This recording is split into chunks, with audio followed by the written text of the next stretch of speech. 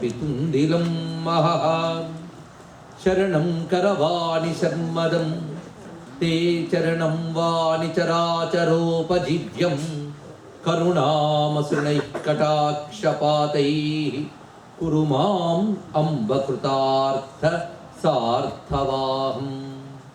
శారదా శారదాంభోజవదనా వదనంబుజే సర్వదా సర్వదాస్మాకం సన్నిధిః సన్నిధిం క్రియాత్. విమలపటీ కమలపుటీ పుస్తక రుద్రాక్ష శస్తహస్తపుటీ కామాక్షి పక్ష్మలాక్షి కలిత విపంచి విభాసి వైరించి. వాగర్థావివ సంపృక్తౌ వాగర్థ ప్రతిపత్తయే జగతః పితరౌ వందే పార్వతీ పరమేశ్వరౌ. గురవే సర్వలోకానాం భిషజే భవరోగిణాం నిధయే సర్వవిద్యానాం దక్షిణామూర్తయే నమః. నారాయణ సమారంభాం వ్యాస శంకర మధ్యమాం అస్మదాచార్య పర్యంతాం వందే గురు పరంపరాం. నారాయణం నమస్కృత్య నరం చైవ నరోత్తమం దేవీం సరస్వతీం వ్యాసం తతో జయముదీరయేత్. శివాయ గురవే నమః. శివాయ గురవే నమః. శివాయ గురవే నమః. శివాయ గురవే నమః. శివాయ గురవే నమః. శివాయ గురవే నమః. శ్రీమాత్రే నమః. శ్రీమాత్రే నమః. శ్రీమాత్రే నమః. శ్రీమాత్రే నమః. శ్రీమాత్రే నమః. శ్రీమాత్రే నమః. శ్రీ విష్ణు రూపాయ నమః శివాయ. శ్రీ విష్ణు రూపాయ నమః శివాయ. శ్రీ విష్ణు రూపాయ నమః శివాయ. శ్రీ విష్ణు రూపాయ నమః శివాయ. శ్రీ విష్ణు రూపాయ నమః శివాయ. శ్రీ విష్ణు రూపాయ నమః శివాయ. నమః శివాయ సాంబాయ నమః శివాయ సాంబాయ. శాంతాయ పరమాత్మనే శాంతాయ పరమాత్మనే. మృత్యుంజయాయ రుద్రాయ మృత్యుంజయాయ రుద్రాయ. మహాదేవాయ తే నమః. మహాదేవాయ తే నమః. నమో మహద్భ్యో ఋషిభ్యో గురుభ్యో నమః. ఈ క్షేత్రంలో ఆరాధింపబడుతూ అనుగ్రహిస్తున్న దేవతలందరికీ నమస్సులు సమర్పణ చేసుకుంటూ సాంబశివమయమైన ఈ సదస్సుకి నమస్సులు అందజేస్తూ నిన్నటి రోజు మనం ప్రారంభించుకున్నాం శివతత్వాన్ని. ఇందులో ప్రధానంగా శివ అనే నామానికి శంభు, శంకర, పశుపతి ఈ నామాలకి విస్తారమైన వ్యాఖ్యానం చేసుకుంటూ శివతత్వాన్ని ఆవిష్కరించుకున్నాం. అలాగే లింగము అనే దానికి సంబంధించిన విశేషమైన అర్థములు కూడా చెప్పుకుంటూ శివలింగ ఆవిర్భావ ఘట్టానికి సంబంధించినటువంటి ఇతివృత్తము పురాణములు చెప్పినది, దానిలో దాగిన అంతరార్థాన్ని యోగపరంగా, తత్వపరంగా, విశ్వవిజ్ఞానపరంగా ఎలా చూడాలి అనే దాన్ని కూడా ప్రస్తావన చేసుకోవడం జరిగింది. ఇప్పటి వరకు లింగము అన్నప్పుడు సర్వ జగత్తులో లీనమై సర్వ జగత్తుని తనలో లీనం చేసుకున్నటువంటి చైతన్యమే లింగము. ఆ చైతన్యాన్ని జ్యోతి అంటారు. అన్నిటిలో లీనమై అన్నిటినీ నడిపిస్తున్నప్పటికీ దేని వికారము అంటది గనక స్ఫాటిక లింగం అన్నారు దాన్ని. అటువంటి జ్యోతి స్ఫాటిక లింగం అయినటువంటి పరమేశ్వరుని యొక్క అగ్నిస్తంభాకృతి నేను చెప్పుకోవడం జరిగింది. ఈ అగ్నిస్తంభాకృతిని ఋగ్వేదం అగ్నిమీళే పురోహితం అని దీన్నే ప్రార్థించింది అంటారు రమణ మహర్షుల వారు. అంత విశిష్టమైనటువంటిది ఈ అగ్నిస్తంభంగా పరమాత్మ కనబడ్డం. మనకు తెలిసిన అగ్ని అంటే పంచభూతాల్లో ఒకటి. ఈ అగ్ని చిదగ్ని, చైతన్యమయమైనటువంటి అగ్ని. ఈ చిదగ్ని నుంచే శక్తి ఉత్పన్నమవుతోంది. శివుని నుంచే ఆయన యొక్క శక్తి బహిర్గతమవుతుంది కనుక చిదగ్నికుండ సంభూత అంటున్నాం. ఇదే చిదగ్ని. అందులో ఉన్న చిత్ ఏదైతే ఉన్నదో అదే చైతన్యము. ఇది మనం భావించవలసింది. మనలో వ్యాపించినటువంటి ఆ మహావ్యాపక చైతన్యమే ఇక్కడ లింగముగా చెప్పబడుతున్నది. మన యొక్క దేహాదులు యందు ఎలా వ్యాపించి ఉందో బ్రహ్మాండమునందు కూడా అలాగే వ్యాపించి ఉన్నది గనక అటువంటి సర్వవ్యాపక మహాచైతన్యమైన శివలింగము. ఇవాళ శివలింగానికి సంబంధించి మరొక తత్వాన్ని వైదిక పరంగా మనం ఆవిష్కరించుకునే ప్రయత్నం చేద్దాం.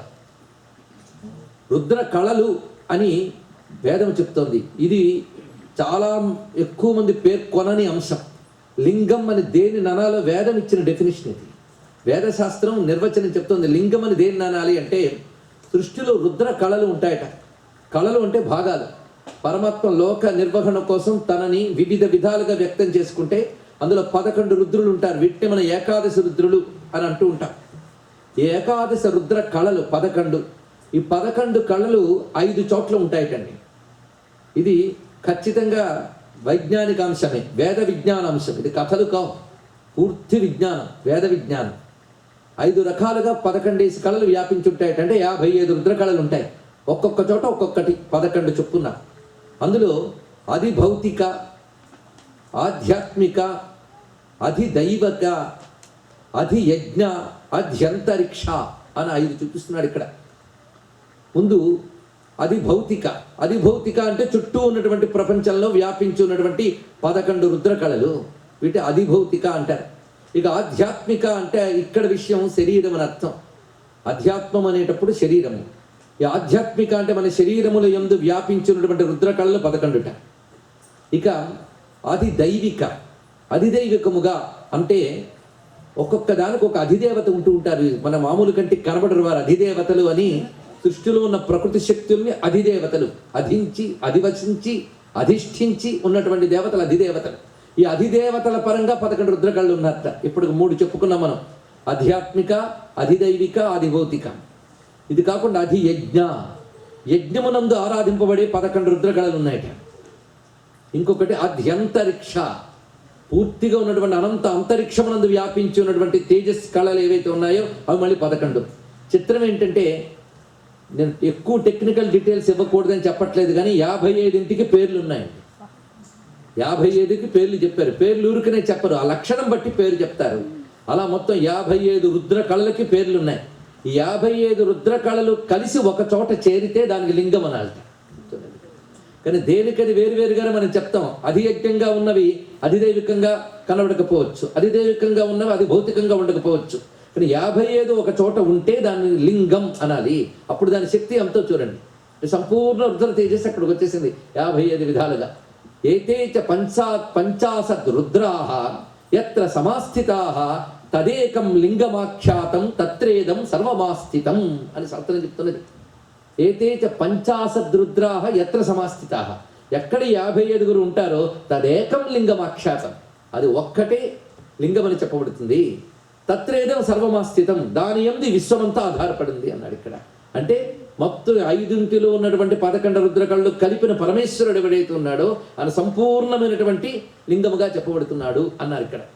అయితే ఈ మొత్తం 55 కలిసిన స్వరూపం మనకు కనబడుతూ ఒక్క చోట ఉందిటండి. మనం అందరం చూడొచ్చు కదా. అంటే పరిపూర్ణమైన శివస్వరూపం అదే అనమాట. 55 రుద్రకళలు కలిగిన శివుడు ఎక్కడ కనబడుతున్నాడయ్యా అంటే ఆదిత్యుడు. ఇది చూపిస్తున్నాడు. 55 రుద్రకళలు ఆదిత్యుల్లో ఉంటాయటయ్యా. సూర్య భగవానుడి గురించి మన వేదం పరిశీలించిన విజ్ఞానం అంతా ఇంత కాదండి. అంతేగాని కెమెరాలు పెట్టి అంతరిక్షంలో మట్టి మశానం చూపించడం కాదు ఇక్కడ. వాటిని అధివసించున్న దివ్యత్వాన్ని దర్శించాలంటే కెమెరాలు చూడలేవు. అధిదేవతల్ని కెమెరాలతో చూడరు. కెమెరాలకు దొరికితే దేవత ఎలా అవుతాడు? మన కంటికి మనలాంటి వాళ్ళే కనబడతారు, దేవతలు కనబడతారా? ఆ దివ్యత్వాన్ని చూడాలంటే ఈ దృష్టి పనికిరాదు, దానికి వేరే కావాలి. మనం అంతరిక్షాన్ని చూడడానికి టెలిస్కోప్ వాడతాం. దేవతను చూడాలంటే ఉపాసన అనే స్కోప్ ఉండాలండి, ఉపాసన దృష్టి. అది పండితే దేవత కనబడుతుంది. అయితే టెలిస్కోప్ పెట్టకపోయినా అక్కడ వస్తువు ఉంది, పెడితే మనం చూసాం అంతే. అదేవిధంగా ఉపాసన మనం చేయకపోయినా శక్తి అక్కడ ఉంటుంది, ఉపాసన చేస్తే కనెక్టివిటీ ఉంటుంది అంతే, ఇంకేమీ లేదు. అందుకే 55 రుద్రకళలు కలిసిన స్వరూపం ఒక్క సూర్య భగవానుట. అందుకే సూర్యుడిని భారతీయ మహర్షులు ప్రత్యక్ష దైవము అని దర్శించారు. అలా ఉపాసనా దృష్టితో గమనిస్తే సూర్య భగవానుడు మనల్ని అనుగ్రహిస్తున్నాడు. అందుకే సూర్యుని ఆధారం చేసుకుని సమస్త దేవతారాధనలు వ్యాప్తి చెంది ఉన్నాయి. ఆ సూర్యుడినే నారాయణ అంటున్న సూర్యనారాయణ. ఇక ఆ మాటకు వస్తే భానుమండల మధ్యస్థ, ఆ సూర్యుడే శివుడు. అందుకే రుద్రం మనం పూజ చేసేటప్పుడు రుద్రాన్ని అనుష్ఠానం చేస్తూ న్యాసం చేసుకుంటారు. అస్య శ్రీ రుద్రాధ్యాయ పృష్ఠ మహామంత్రస్య వామదేవ ఋషిహో అఘోర్ ఋషిహో చెప్తారు. ఆ తర్వాత చెప్పేది ఏంటంటే సంకర్షణ స్వరూపో యోసావాదిత్య పరమ పురుష సయేష రుద్రో దేవత. అక్కడ ఏం పెట్టాడు జాగ్రత్తగా చూడండి. సంకర్షణ స్వరూపో యోసావాదిత్య, సంకర్షణ స్వరూపుడైన ఆదిత్యుడే రుద్రుడు, ఆయనే ఈ మంత్రానికి అంతటిగా అధిదేవత. అంటే 57 రుద్ర కళలు కలిగినటువంటి తేజస్వరూపం సూర్యుడు. 57 రుద్ర కళల్ని తెలియజేసే మంత్రస్వరూపం ఒకటి ఉందిట. అందులో మళ్ళీ 55 రుద్ర కళలు ఉన్నాయి. అదేమిటాయి అంటే రుద్ర నమ్మకం. 11 అనువాకాల్లో 55 రుద్ర కళలు వ్యాపించున్నాయండి. అందుకే అది అంత పవర్ఫుల్, శక్తివంతం అని చెప్పించారు ఇక్కడ. ఇక్కడ 55 రుద్ర కళలు కలిగిన వాడు సూర్య భగవానుడు గనక ఆ సూర్య భగవాన్ని సూర్యలింగం అన్నారు. ఇక్కడ అచ్చం సూర్యుడు లింగాకారంలోనే ఉంటాడు. పైగా మనకు కనబడే జ్యోతిర్లింగం అంతకంటే ఇంకేమున్నదండి. కాబట్టి సూర్యుడు మండుచున్న అగ్నిగోళం కదా, మీరు దేవుడు అంటారు ఏమిటండి అని అనేవాళ్ళు ఉన్నారు మనకి ఇక్కడ. అలాగే అన్నం పెడుతున్న తల్లి రక్తమాంసములతో కూడిన ఒకానొక శరీరం, అవునా లేదా? అందులో సందేహం లేదు. ఎవరికైనా కనబడేది సైంటిఫిక్గా చెప్తే తల్లి అనగా రక్తమాంసములతో కూడిన ఒకానొక స్త్రీ శరీరము. కానీ అందులో అమ్మ అనే మాతృత్వం ఉన్నదే, అది యంత్రాలకు అందుతుందా, భౌతిక దృష్టికి అందుతుందా చెప్పండి. ఇక్కడ ఆ తల్లి చూపించే మాతృప్రేమ, అది రక్తమాంస శరీరం అని మాతృప్రేమ. అది ఆ మాతృప్రేమకి మనం ఫోటో తీయగలమా? మాతృప్రేమను చూడగలమా? కనుక ఒక అమ్మలో అమ్మతనం చూసి ఆరాధించడం మానివేసి అమ్మ కూడా రక్తమాంసములతో కూడిన ఒకానొక శరీరం అనుకోవడం ఎలాంటిదో, సూర్యుడిని కూడా మండుచున్న అగ్నిగోళం అనుకోవడం అలాంటిదే. ఆ సూర్యుని యందు ఉన్న దైవత్వం చూడాలి. అమ్మలో అమ్మతనం పిల్లాడికి తెలుసు, సూర్యుడిలో దైవత్వం ఉపాసకుడికి తెలుసు. తెలుసుకోవాల్సింది. అందుకే మీరు ఏ ఇష్టదేవతను ఆరాధించండి, అతను సూర్యమండలంలోనే ఉన్నాడు. అయితే మనం కొంచెం ఎక్కువ చదివేసుకున్నాం కనుక ఏమంటాం ఏంటంటే, ఒక్క సూర్యుడు ఏంటంటే బోల్డ్ అని సూర్యమండలాలు ఉన్నాయి కనుక ఆ రోజుల్లో వాళ్ళకి అంత జ్ఞానం లేదు కనుక కనిపించి ఈ సూర్యుడినే చాలా గొప్ప గొప్ప అనుకున్నారండి అని. కానీ వేదములో సహస్ర సూర్యత యాభాతి అనే మంత్రం ఉంది. ఇక్కడ సహస్ర అనంతం, అనంత భావంలో వాడారు. అనంతమైన సూర్యమండలాలు గగనంలో ఉన్నాయని వేదమే చెప్తున్నది. ఆ వేదం ఇచ్చిన జ్ఞానం చేతనే భూమి గుండ్రంగా ఉందన్న విషయం ఆర్యభట్టు మొట్టమొదటి ప్రపంచంలో చెప్పిన వైజ్ఞానికుడు భారతీయుడు. అది మర్చిపోవద్దు. ఇక్కడ అంతరిక్ష విజ్ఞానం భారతీయులకు ఉన్నంత ఇప్పటికీ ఎవరికీ లేదన్న విషయం ఇప్పుడు ఆధునికులే అర్థం చేసుకుంటున్నారు. అందుకు 55 రుద్రకళలు కలిగిన వాడు మనకెవరు? సూర్య భగవానుడు. అయితే ఎన్నో సూర్యమండలాలు ఉండొచ్చు, మన ఊళ్ళో ఎన్నో దీపాలు ఉండొచ్చు, కానీ మన ఇంట్లో దీపమే మనకు వెలుగు. అదేవిధంగా మన భూమి యందున్న మనకు రక్షణ కల్పిస్తున్నటువంటి సూర్య భగవాను యందు మనం పరమాత్మను చూడాలి. అందుకే వెలుగుతున్న ప్రతి జ్యోతిర్మండలంలో జ్యోతి పరమేశ్వరుడే. మనకి తెలిసి సూర్య భగవానుడు. అందుకే ఆదిత్య మండలంలో రుద్రుని ఆరాధించడము అనేటువంటి పద్ధతి ఉన్నది. ఎవరు ఏ దేవతను ఆరాధించినా సూర్యమండలంలో ఉపాసిస్తే తొందరగా సిద్ధి లభిస్తుందండి. అందుకే దేవతారాధన విగ్రహంలోనే చేరు భారతీయులు. ఉద్ధవ గీతలో కృష్ణ పరమాత్మ చెప్తాడు ఎక్కడెక్కడ ఆరాధించాలో దేవతను. మొదటి సూర్యమండలం, 2 చంద్రమండలం, 3 అగ్నిమండలం, 4వది జలము. అందుకే కలశంలో పెడతాం మనం. వీటిలో అవహింపజేసి ఆరాధన చేస్తాం. ఆడ తర్వాత చెప్తున్నది ప్రతిమ, సాలగ్రామాది శిలలు, అగ్నిహోత్రం. ఆ తర్వాత చెప్తాడు శ్రోత్రియుడైనటువంటి నిష్ఠాపరుడైన విప్రుడు. ఆడ తర్వాత హృదయం అంట. అసలు ముందు ఇక్కడ చెప్పచ్చు కదండి, ఇక్కడే ఉంది కదా. ఇక్కడ చూడటమే మహా కష్టం అంటే. ఇవన్నీ చేస్తే ఇప్పుడు గారి ఇక్కడ చూడలేం. లోపల వాడిని పట్టడమే మహా కష్టం. ఇది ఉపాసనా పద్ధతులు కనుక ఆదిత్యుడి యందు 55 రుద్రకళలు ఉన్నాయి కనుకనే ఆదిత్యుడు పొద్దున్నే మనందరికీ కనబడే శివలింగం అండి. ఇప్పుడు ఈ భావంతో మనం రేపు పొద్దున్న నుండి చూస్తే ఇంకా సూర్య భగవానుడు ఒక మండుచున్న అగ్నిగోళం కాదు, జ్యోతిర్లింగం. ఇందులో సందేహం లేదు.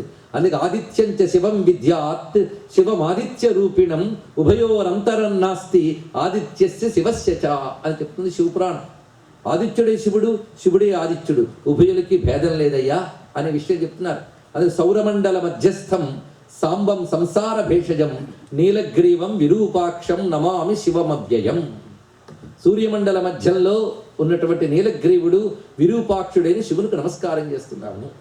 ఆదిత్యే మండలాచ్చి పురుష విభజయాద్యంత మజ్జాగమాత్మన్ ఆగోపాలాంగనాభ్యో నగిన పదజుషా దీప్యమానం గాయత్రీ మంత్రసేవ్యం నిఖిల జనధియాం ప్రేరకం విశ్వరూపం నీలగ్రీవం త్రినేత్రం శివమనిషముమావల్లభం సంశ్రయామి అంటారు అప్పయ్య దీక్షితుల వారు.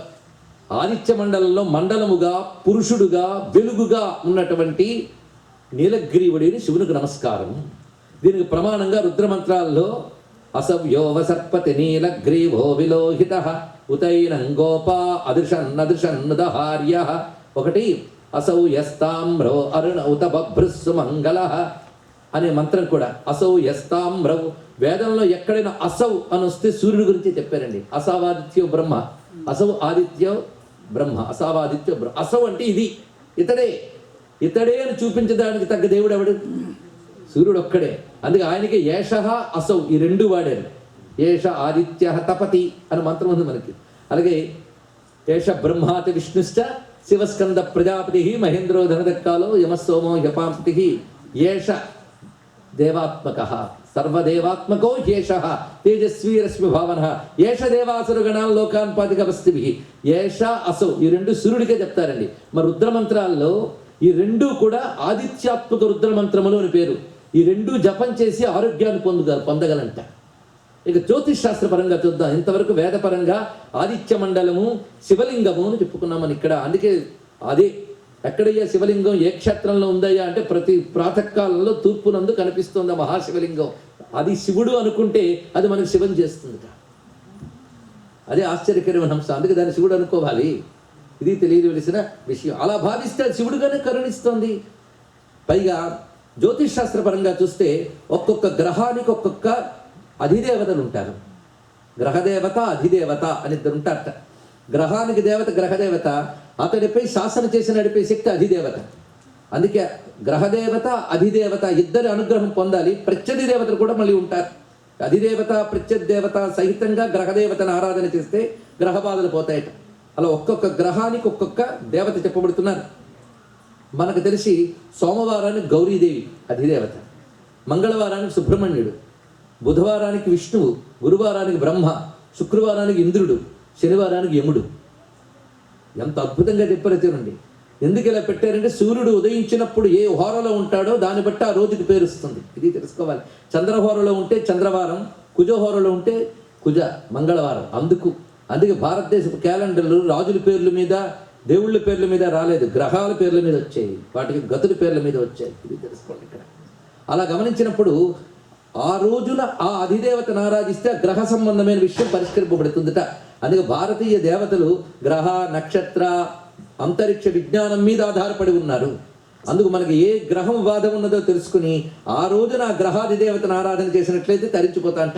ఒక్క పరమేశ్వరుడే ఒక్కొక్క రోజున ఒక్కొక్క రూపముగా కనబడుతున్నాడు. ఎందుకంటే అన్ని రోజులు సూర్యోదయం మీద ఆధారపడినప్పుడు సూర్యశక్తి ఒక్కొక్క రోజులో ఒక్కొక్కలా ఉంటుంది. మనకు తెలిసి అన్ని రోజులు ఒకేలా కనబడుతుంటాయి. ఇప్పుడు ఆవులను చూస్తుంటే ఆవుల మందులో ప్రత్యేకంగా ఈ ఆవు అలాంటిది ఆవు అలాంటిది తెలియదుట. మందంతా కలిపి ఒకేలా కనబడుతుంది. బహుశా ఆవులకు కూడా మనుషులు మందగానే కనబడతారు, విడివిడిగా తెలియదు. అలాగే మనకు తెలిసి అన్ని రోజులు ఒకలా కనబడతాయి, కానీ ఏ రోజు శక్తి ఏమిటో చెప్పడానికి ప్రత్యేక శాస్త్రాలు ఉన్నాయి. అలా గ్రహాలకు అధిదేవతల్లో ఆదివారానికి గ్రహదేవత సూర్యుడు, అధిదేవత రుద్రుడు. సూర్యుడికి అధిదేవత రుద్రుడు వేదపరంగా. అందుకే సూర్య సంబంధమైన ఏ దోషం పోవాలన్నా శివారాధన చేస్తే పోతుందిట. పైగా ఆరోగ్యం కావాలి అంటే ఆదివారం సూర్యారాధన చేయాలి. శివారాధన, శివాభిషేకం, రుద్రాభిషేకం ఆదివారం చేయడం చాలా శ్రేష్ఠ అంట. చాలామంది సోమవారం శివుడికి ప్రీతి అనుకుంటారు, కానీ ఆదివారమే శివునికి ప్రీతి. ఆదివారం కానీ శివునికి క్షీరాభిషేకం ఇలాంటివి ఏవైనా చేస్తే ఆరోగ్యం లభిస్తుందట. సోమవారం గౌరీదేవిని ఆరాధించాలి అన్నారు. అయితే గౌరీదేవి అంటే శివుడు లేనిది ఆవిడ పూజ పొందదు కనుక సా ఉమా సోమ, అందుకు పార్వతీ పరమేశ్వరుని ఆరాధిస్తున్నాం. అలా ఆరాధిస్తే సంపత్కరం సోమవారం. మంగళవారం సంతానప్రదం, బుధవారం జ్ఞానప్రదం, పైగా ఐశ్వర్యాదులు వృద్ధి చెందుతాయని చెప్తున్నారు. అలాగే గురువారం తీసుకుంటే ఆచార్య రూపం బ్రహ్మగారు అది. తర్వాత శుక్రవారానికి వచ్చారు ఇంద్రుడు, ఇతని అధికారము శక్తి మొదలైనవి ఇస్తాట, పుణ్యప్రదాత. ఇక శనివారం యముడు అధిదేవత. ఆ రోజున కానీ రుద్రుని కానీ విష్ణువుని దిక్పాలకుల్ని ఆరాధించాలంటే శనివారం. అలా ఆరాధించినట్లయితే అపమృత్యువులు అకాల మృత్యువులు తొలగుతాయని శనివారానికి సంబంధించి విషయాన్ని చెప్పారు. మొత్తానికి 7 రోజులు ఎలా వాడుకోవాలో శివపురాణం వివరించింది. ఆదివారానికి మళ్ళీ మనం వస్తే అధిదేవత ఎవరు? రుద్రుడు. అందుకే ఆదిత్యునికి రుద్రునికి ఉన్న అనుబంధాన్ని చూసి ఆదిత్యుడే మహాలింగముగా మనం చెప్తున్నాం. పైగా ఆదిత్యులు ఎంతమంది? అమ్మ మీకు తెలియదు కదా, నాకు తెలిసలేదో పరీక్షిస్తున్నారు. 12 మంది ద్వాదశాదిత్యులు అంటారు. 12 మంది ఆదిత్యులు ఎప్పుడైనా మనం చూసామా? 12 మంది ఆదిత్యులు నిజానికి ఒక్కడే ఆదిత్యుట్ట. 12 ఎందుకు అయ్యాడంటే ఆదిత్యుడు ఏడాది పొడుగున ఒకలా ఉండడు. ఒకలా ఉంటే బ్రతుకు నడవదు మనకి. ఒక్కొక్క మాసంలో ఒక్కొక్కటి జోడియాక్ రాశి చక్రంలో ఒక్కొక్క మాసంలో ఒక్కొక్కలా ఉంటాడు ఆదిత్యుడు. అలా పట్టుకుంటే సంవత్సర కాలంలో 12 మాసములకు ద్వాదశాదిత్యుడు. వాళ్ళ పేర్లు కూడా చూపించారు. ఈ ద్వాదశాదిత్యుడు ఉన్నవాడు ఒకే ఆదిత్యుడు. ఒక్కొక్క మాసంలో ఒక్కొక్క రకమైన శక్తిని భూమికి అందిస్తూ ఉన్నాడు ఆయన. దాన్ని బట్టి మనం ఒక్కొక్కటి పొందుతున్నాం. దాన్ని బట్టి ఒక సంవత్సర కాలం ఏర్పడుతుంది. ఈ సంవత్సరమే మళ్ళీ మళ్ళీ పునరావృతం అవుతుంది కనుక ప్రధాన కాలం సంవత్సరం అన్నారు ఇక్కడ. ఈ సంవత్సరంలో వచ్చినవే మళ్ళీ తర్వాత వస్తున్నాయి. సంవత్సరం అంటే సమ్యక్ వసతి ఇది సంవత్సర అన్నారు ఇక్కడ. అన్ని మార్పులు దేని యందు ఉంటాయో దాని సంవత్సరం అని పేర్చ. ఆ పేర్లు పెట్టడంలో ఎంత గొప్పగా పేర్చాడు ఇక్కడ. ఈ సంవత్సరాత్మకమైన ఆదిత్యుడు కాల నిర్ణేత. ఈ కాలమూర్తి అయిన ఆదిత్యుడు 12 రూపములతో ఉంటాడు కనుక ఆదిత్యుడైన జ్యోతిర్లింగమైన శివుడికి 12 జ్యోతిర్లింగములు వచ్చింది. ఇది తెలుసుకోవాలి. శివునికి ఎందుకు 12 జ్యోతిర్లింగాలు అన్నారో ఇప్పుడు తెలియాలి. ఇప్పుడు మనకి ఇంతవరకు ఆదిత్య మండలంలో ఉన్న పరమాత్మ గనక ఆదిత్యుడికి 12 సంఖ్య గనక శివునికి 12 అని చెప్తున్నాం. కానీ జ్యోతిర్లింగాలు 12 లేవుట. ఇది కూడా తెలుసుకోవాలి. శక్తిపీఠాలు 18 అంటాం, కానీ 108 ఉన్నాయి. అందులో ప్రధానం 50, అందులో ప్రధానం 24, అందులో ప్రధానం 18, అందులో ప్రధానం 3. ఇది శక్తిపీఠాలు. ప్రధాన శక్తిపీఠాలు 18, అలాగే ప్రధాన జ్యోతిర్లింగాలు 12. ఎందుకు 12 సంఖ్య చెప్పారంటే ఆదిత్యాంతర్వర్తి అయినటువంటి జ్యోతి పరమేశ్వరుడు. అది జ్యోతిర్లింగం. జ్యోతి అనగా చైతన్యము, ప్రకాశం అని చెప్పుకున్నాం. మనకు చైతన్య ప్రకాశాలు ఇచ్చేవాడెవడు? సూర్య భగవానుడు. అది సూర్యుని యందు ఉన్న శివుడు. సూర్యుడే శివుడు కాదు, సూర్యుని యందున్న శివుడు. ఇది తెలియక మన వాళ్ళు ప్రకృతినే దేవతలుగా పూజించరి హిందువులు అని అంటూ ఉంటారు. అవునేమో అని మనం అనుకుంటాం. మనం ప్రకృతిని దేవతగా పూజించలేదు, ప్రకృతి యందు ఉన్న పరమేశ్వరుని దేవతగా పూజించాము. ఇది తెలుసుకోవాల్సింది. అందుకే ఈ ప్రకృతి భాగం పోయినా పరమేశ్వరుడు పోడు. ఇది తెలుసుకోవాల్సినది. హిందువుల గురించి ముందు మనకు తెలిస్తే తర్వాత ఇంకోటి చెప్పగలం. ఎందుకంటే మన సంస్కృతి మీద అవగాహన లేని వాళ్ళు మన అవహేళన చేయడం కోసం రాసిన చరిత్రలు పట్టుకుని మనం పాడైపోతున్నాం మనకే తెలియకుండా. అది హిందూయిజం గురించి చదువుదామంటే సరైన గ్రంథం కూడా లేని పరిస్థితిలో ఉన్నాం మనం ఇప్పుడు మళ్ళీ పాశ్చాత్యులే సరిగ్గా అర్థం చేసుకుని రాస్తున్నారు. మీకు వీలైతే వాళ్ళకి చదవండి. కానీ 12 జ్యోతిర్లింగాలంటే ఇప్పుడు తెలిసింది కదా ఎందుకు 12 అని పెట్టారు. ఇప్పుడు శివలింగాల్లో తత్వంలో ఆలోచిస్తూ ఉంటే బయట జ్యోతిర్లింగం శివుడే అన్నాం, కానీ నిత్య పూజ చేసుకోవడానికి మనకు శివలింగారాధన అని ఒకటి వచ్చింది. అయితే శివలింగంలో ఏ లింగాన్ని ఆరాధిస్తే మంచిది? ఇది ఒక ప్రశ్న కదా.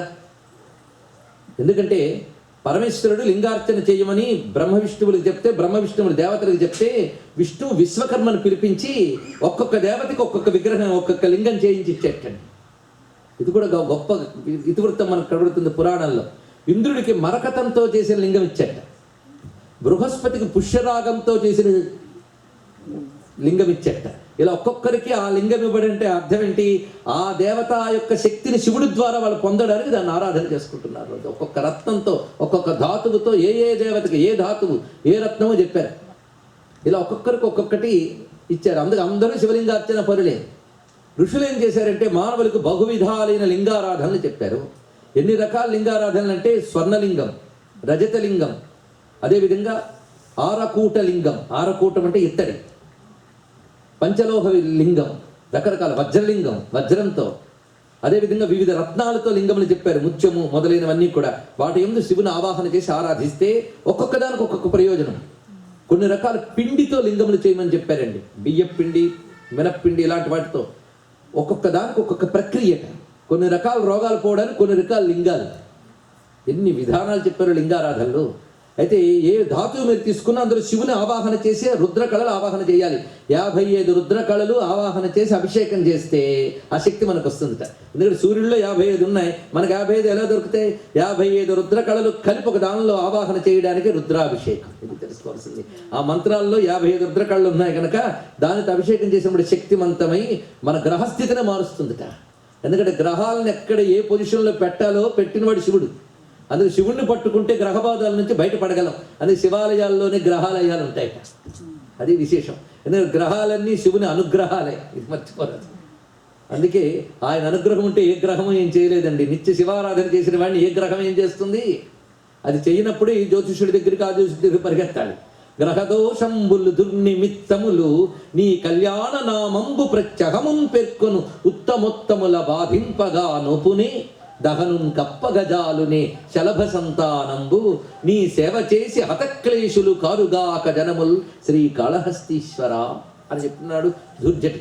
గ్రహదోషంబులు దుర్నిమిత్తములు, గ్రహదోషాలు కానీ అలాగే అనుకోని ఆపదలు కానీ ఇవి నీ కళ్యాణ నామంబు ప్రత్యహమున్ పెట్టుకుని ఉత్తమోత్తముల బాధింపగా నోపుని. ఈ శుభంకరమైన నామాన్ని నిత్యము జపించే వారిని ఈ గ్రహదోషాలు కానీ దుర్నిమిత్తాలు కానీ ఏమీ చెయ్యలేవు. ఎలాగూ అంటే దహనున్ కప్పగజాలునే శలభ సంతానంబు.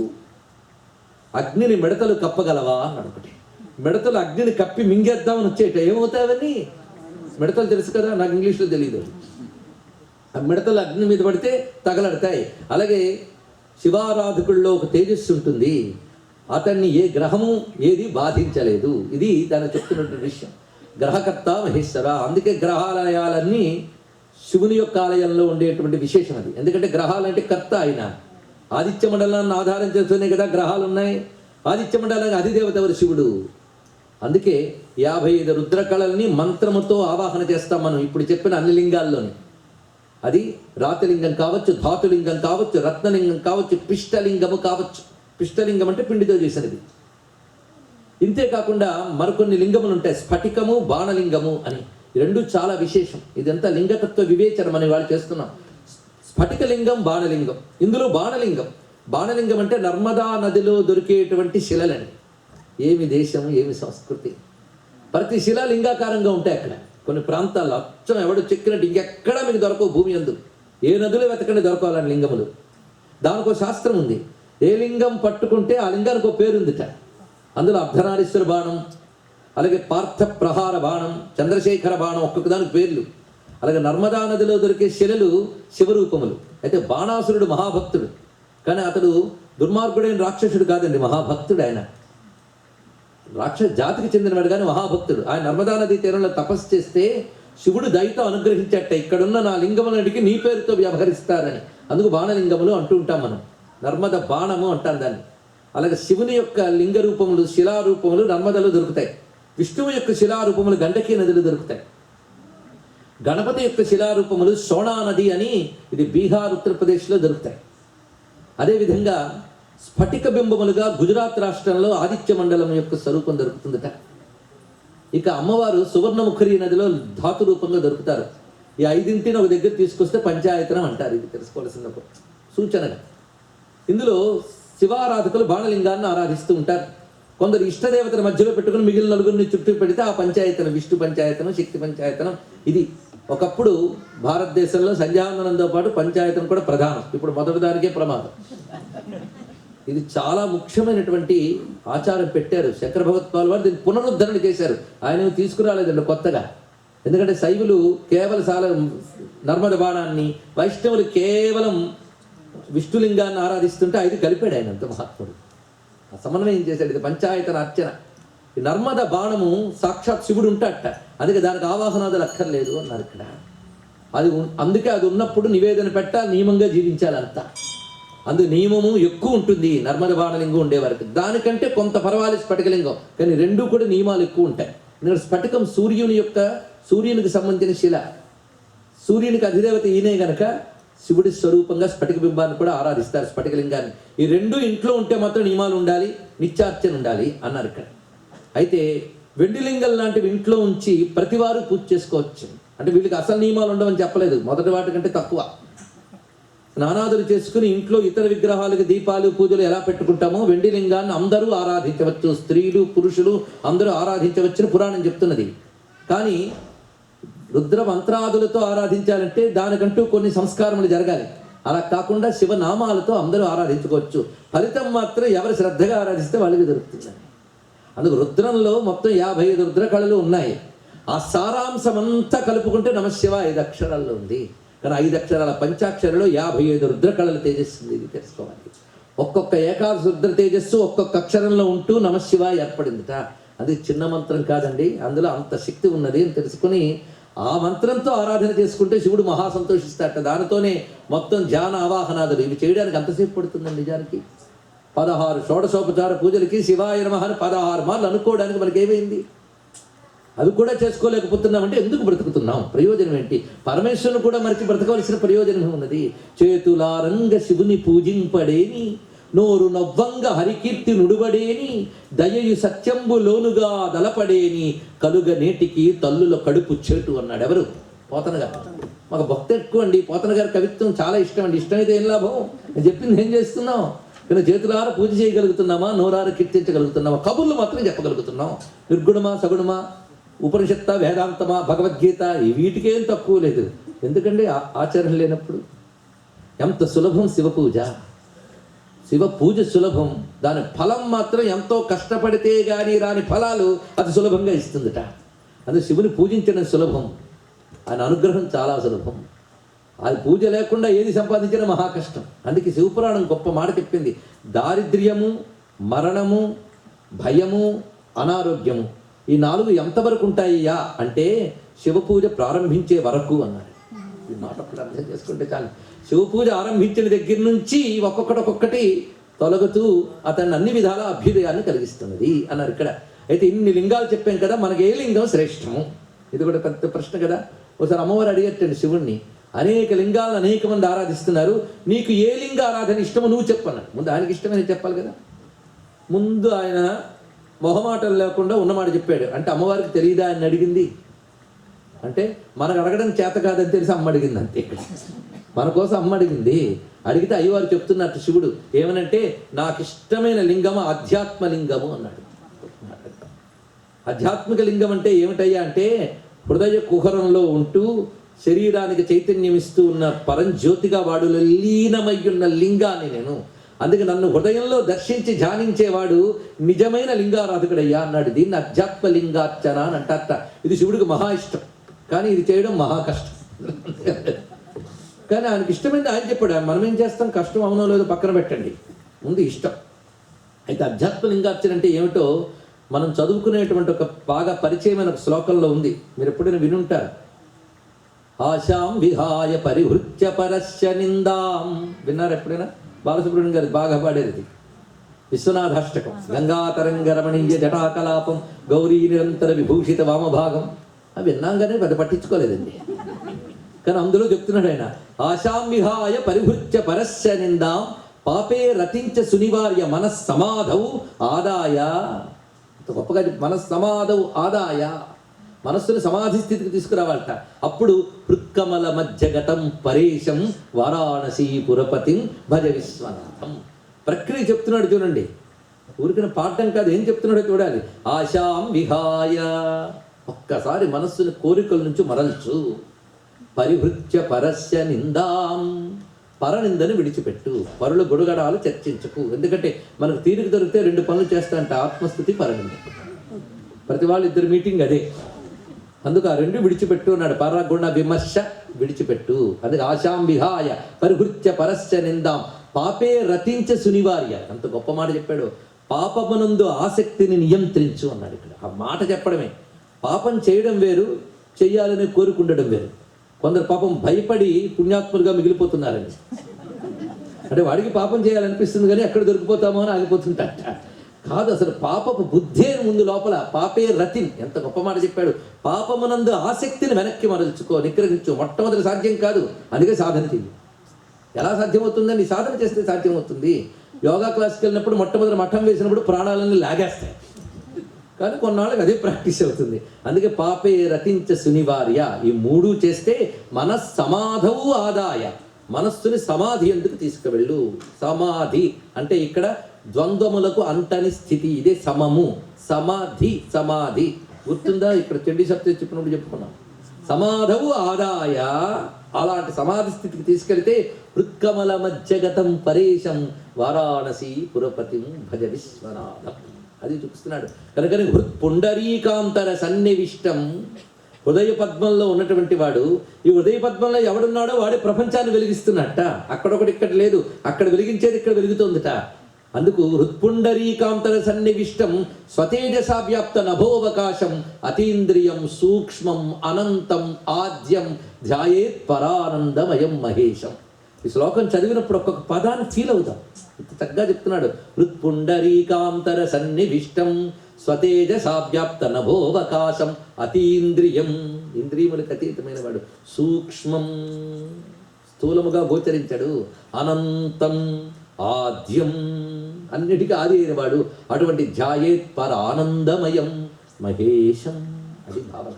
అది అసలైన శివలింగారాధన అంటే అధ్యాత్మలింగారాధన. అంటే చాలా బాగుంది, నీకు నచ్చిన శివలింగం, కానీ అందరికీ సాధ్యం కాదు కదా. ఎవరైనా చూడగలరంటావా ఆ లింగాన్ని అని అంటే గొప్ప మాట చెప్పాడండి శివుడు. సామాన్యులు గుళ్ళో ఉన్న నా రాతి లింగాన్ని ఎంత స్పష్టంగా చూడగలరో, యోగులు వాళ్ళ హృదయంలో ఉన్న ఈ ఆధ్యాత్మలింగాన్ని అంతే స్పష్టంగా చూడగలరు అన్నారు ఇక్కడ. మనకిది స్పష్టం, వారికి అది స్పష్టం. కనుకనే ఆ స్థితి వచ్చే వరకు కూడా ఈ లింగారాధనలు చేస్తూ ఉండాలి. అందుకే బాహ్యలింగార్చన భావలింగార్చన కలిపి చేయాలి అన్నాడు ఇక్కడ. బాహ్యలింగార్చన అంటే బాహ్యంగా శివలింగాన్ని ఆరాధిస్తూ ఉండడం, అది ఏ ధాతువైనా చూడొచ్చు.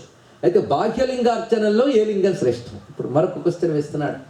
అంటే శివుడు చెప్పాడు, నాకు అన్నిటికంటే ఇష్టం ఏంటో తెలుసా? పార్థివలింగార్చన. చూసారా, ఖర్చులోని దేవుళ్ళు అండి మన వాళ్ళు. మనము ఓవర్ ఖర్చు చేసాం అన్నీ కూడా, మనం అన్నీ పెంచేసాం. కానీ పార్థివలింగం, పార్థివలింగం అంటే తెలుసు కదా, మట్టి లింగం. ఒక మట్టి ముద్దను తీసి గుండ్రంగా చుట్టి దానికి పూజ చేసి వచ్చిన మొత్తం. ఎంత గొప్పగా చెప్పాడు అంటే, ఏం సులభం, ఏం కష్టం చెప్పండి ఇక్కడ. మూర్తి మృదా బిల్వదళేన పూజ ప్రయాస సాధ్యం వదనం నవాద్యం తద్విద్ధి వస్తు మనసాభికాంక్షం నిస్పశ్య విశ్వేశ్వర ఏవ దేవే. శాస్త్రం చెప్తోంది ఇక్కడ. మూర్తి మృదా, ఉండ చుట్టడమేనండి, మళ్ళీ కళ్ళు ముక్కు చెవులు చెక్కక్కర్లే. మూర్తి మృదా అక్కడ పెట్టు. బిల్వదళేన పూజ, ఒక మారేడు దళం వేయవయ్యా. కష్టపడకు, మంత్రాలు రావు, మంత్రాలు పెడితే అరువు అన్నాడు. అందుకే ఉత్తరాదులు భం భం భం భం భం అంటారు, అదే పెద్ద మంత్రం. భం భం భం అంటారు, భం భం భోలేనాథ్ అని పిలుస్తుంటారండి ఉత్తరాదిలో, పరిశీలించండి. అందుకే ఆ భం భం అంటే చాలుట. ప్రయాస సాధ్యం వదనం నవాజం, నోటుతో అరు చాలు. ఈ మూడు చేస్తే నీకు ఏది కావాలంటే అది ఇచ్చేస్తాట. ఇంత సులభంగా దొరికే దేవుడు ఎవరినయ్యా, ఈయన తప్ప. అందుకే సులభ ప్రసన్నుడు పరమేశ్వరుడు అన్నారు ఇక్కడ. అంత సులభంగా పూజించవచ్చు. అందుకో తెలుగు కవి చాలా గొప్పగా చెప్తాడు. మల్లన అనే కవి ఎంత గొప్పగా చెప్పాడంటే, నీలకంఠుని శిరసుపై నీళ్లు జల్లి. ఈ తెలుగు బలుకుపడి తెలియాలంటే తెలుగుతో బతకాలండి. మనం చాలా దూరం వచ్చేసాం తెలుగుకి. నీళ్లు జల్లడం, పారవేయడం అంటే కష్టపడకుండా చేసే పని, అంతే కదా.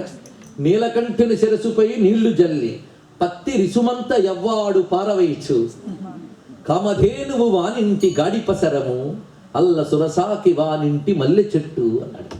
అర్థం కాలేదు కదా, ఎందుకంటే తెలుగు పద్యం. కామధేనువు వానింటి గాడిపసరము, వాడి ఇంటి పెరట్లో కామధేనువు కట్టబడి కల్పవృక్షం మల్లె చెట్లు ఉంటుందట. నీకేం కావాలి? అందుకే శివారాధన జరిగే ఇంట్లో మహాలక్ష్మి ఉంటుందట. లక్ష్మీ పాంచరాత్రం చెప్తున్న మంత్రం ఇది. లక్ష్మీ పాంచరాత్రం చెప్తుంది, ఎక్కడ శివలింగం ఉంటుందో, శివారాధన జరుగుతుందో అక్కడ నేను ఉంటాను అని. అందుకే మీ ఇంట్లో శివలింగాలు తీసేయండి, శివ పూజ వద్దు అంటే మనం నాశనం చేయడానికి పిశాచ శక్తులు అలా వచ్చారు, అర్థం చేసుకోండి. శివ పూజ అంత గొప్పదండి, శివారాధన అంత గొప్పది. అందుకే శివుణ్ణి లింగారాధనగా ఆరాధించేటప్పుడు ఆ వర్తులాకృతి దేనికి సంకేతమయ్యా అంటే ఆద్యంతరహిత తత్వం, ఆది అంతరహితం, ఇన్ఫినిటీకి సింబల్ అది. అందుకే శివలింగంలో మొదలేదో తుది ఏదో మీరు చెప్పలేరు. అదే కదా బ్రహ్మ విష్ణువులు నిన్న గాథ అంతా కూడా. అందుకు తుది మొదలు తెలియని తత్వానికి సింబల్ శివలింగం అన్నాడు, ఆద్యంతరహితం. దాన్ని ఇక్కడ భావిస్తున్నావు, నువ్వు భావించి ఆవహింపజేస్తున్నావు. ఇక్కడ తెలియాలంటే మన ఆరాధనలు జరిగేటప్పుడు విగ్రహం కానీ లింగము కానీ ఈ రెండిట్లో ఆరాధన చేసేటప్పుడు ప్రాసెస్ ఏమిటో తెలుసుకోండి. కొందరు అంటూ ఉంటారు, భావిస్తే భగవంతుడు దేనిలోనైనా చూడొచ్చండి అని. జాగ్రత్తగా, ఎందుకంటే నేను ఇక్కడ చెప్తున్నది ప్రాక్టికల్గా భగవంతుడి కోసం నిజంగా తప్పించే వాళ్ళ కోసం చెప్తున్నాను, కాలక్షేప ప్రాయుల కోసం నేను చెప్పట్లేదు. నిజంగా భగవంతుడి మీద మనకి కాసింత నమ్మకం ఉండి దయ కావాలని కాసింత ఉంటే అలాంటి సామాన్యుల కోసం చెప్పుకుంటున్నాను ఇక్కడ, మేధావుల కోసం చెప్పట్లేదు. దయచేసి వినండి. మనం శివలింగంలో కానీ విగ్రహంలో కానీ ఆవాహన అని ఒక ప్రక్రియ ఉంది, తెలుసు కదా. ఆవాహయామి అని అంటాం, అంతే. భావిస్తే భగవంతుడు ఉంటాడు కదా, మరి ఆవాహన ఎందుకు అంటే భగవంతుడు నిలబెట్టేటంత భావించలేంట మనం, ఇది తెలుసుకోండి. భావించితే తప్పకుండా భగవంతుడు వస్తాడు, కానీ భగవంతుడు వచ్చేటంత భావించే శక్తి మన భావనకు లేదుట. ఎందుకంటే మన భావనకు అనేక దోషాలు ఉంటాయి. ఒకటి ఇటు చేసేస్తూ ఉంటాం కానీ కొంత డౌట్లో ఉంటాంట, అవునా లేదు? మనందరూ కలడు లేడు టైపే. ఉన్నాడనేవాడికి లేడేమో అని డౌట్, లేడనేవాడికి ఉన్నాడేమో అని భయంట. అందుకే ఆ మధ్య ఒక పెద్ద నాస్తిక సభ జరిగింది, చాలా అద్భుతంగా జరిగింది. అంతా అయిన తర్వాత నాస్తిక ప్రెసిడెంట్ని అడిగారు, ఎలా జరిగింది అంటే దేవుడి దైవాలు బాగా జరిగింది అన్న. ఇలాగా ప్రతి వాళ్ళను బయట కూడా కనబడుతున్న లోపల ఉంటుందండి. అందుకే త్రికరణ శుద్ధిగా లోపల బయట ఒకే భావన తెచ్చుకుని ఆరాధన చేయగలిగే శక్తి మనకుందా? కనుకనే భావిస్తే లింగంలో కూడా దేవుణ్ణి తేగలం, కానీ మన భావనకు అంత బలం లేదు కనుక మరొక బలం తెచ్చుకోమన్నారు. ఆ బలమే మంత్ర బలం. మంత్రం మీరు నేను తయారు చేసింది కాదు, ఋషి దర్శించాడు కనుక మంత్రం సహాయపడితే ఈ భావానికి అది తగిలితే తప్పకుండా స్వామి వస్తాడట. అందుకే మంత్రం కలియగానే, మంత్రం లేకపోతే నామం అండి, శివాయ నమః అదే మహామంత్రం, దానితోనే వస్తాడట. ఎలా వస్తాడంటే 3 రకాలుగా వస్తాడట. ఇది పెద్ద ప్రక్రియ ఉందండి మనకి. ఒక వస్తువును ఆలోచించకుండా విమర్శించడం తేలికేనండి, కానీ నిదానంగా అర్థం చేసుకోవడానికి తలకాయ ఉండాలి. 3 రకాలుగా తెస్తాట భగవంతుణ్ణి. ఆహూత, సన్నిహిత, వ్యాపక, 3 తత్వములతో వ్యాపిస్తాట. ఆహూత, ఆహూత అంటే ఇన్వైట్. ఆయన ఇన్వైట్ చేయడానికి కొన్ని పదాలు ఇచ్చింది వేదం. ఓంకారం, స్వాహాకారం, స్వధాకారం, వషట్కారం, నమస్కారం, 5 అన్నమాట. ఇందులో మొదటి 4 వివిధ సందర్భాల్లో వాడాలి, కానీ నమః ఎప్పుడైనా వాడచ్చుట. నమః పెట్టగానే మంత్రానికి ఎనర్జీ వస్తుంది. ఎందుకంటే ఎవరినైనా మనం పిలిచేటప్పుడు వాళ్ళ భాషలో వాళ్ళని ఆహ్వానించాలి, అవునా కదండి? ఇంటికి కూర్చోబెడతాం, ఇలా టపీమని టీ గ్లాస్ పెట్టి చెలిపితే వాడు తాగడు. కూర్చోండి, టీ తాగండి, మీకోసం అండి అంటే తాగుతాడు. అలాగే వాళ్ళకి అది తాగించడానికి కొన్ని మాటలు ఉంటాయి. అలాగే దేవతని స్పందింపజేయడానికి కొన్ని మాటలు ఉంటాయి, అది మంత్రము. అది నమః అంటే వాళ్ళు స్పందిస్తారట. దేవతని స్పందింపజేసేది మంత్రము. మంత్రం అంటే మరొక డెఫినేషన్, దేవతని స్పందింపజేస్తుంది. దేవత రెస్పాండ్ అవుతాడు మంత్రానికి, ఇది తెలియాలి.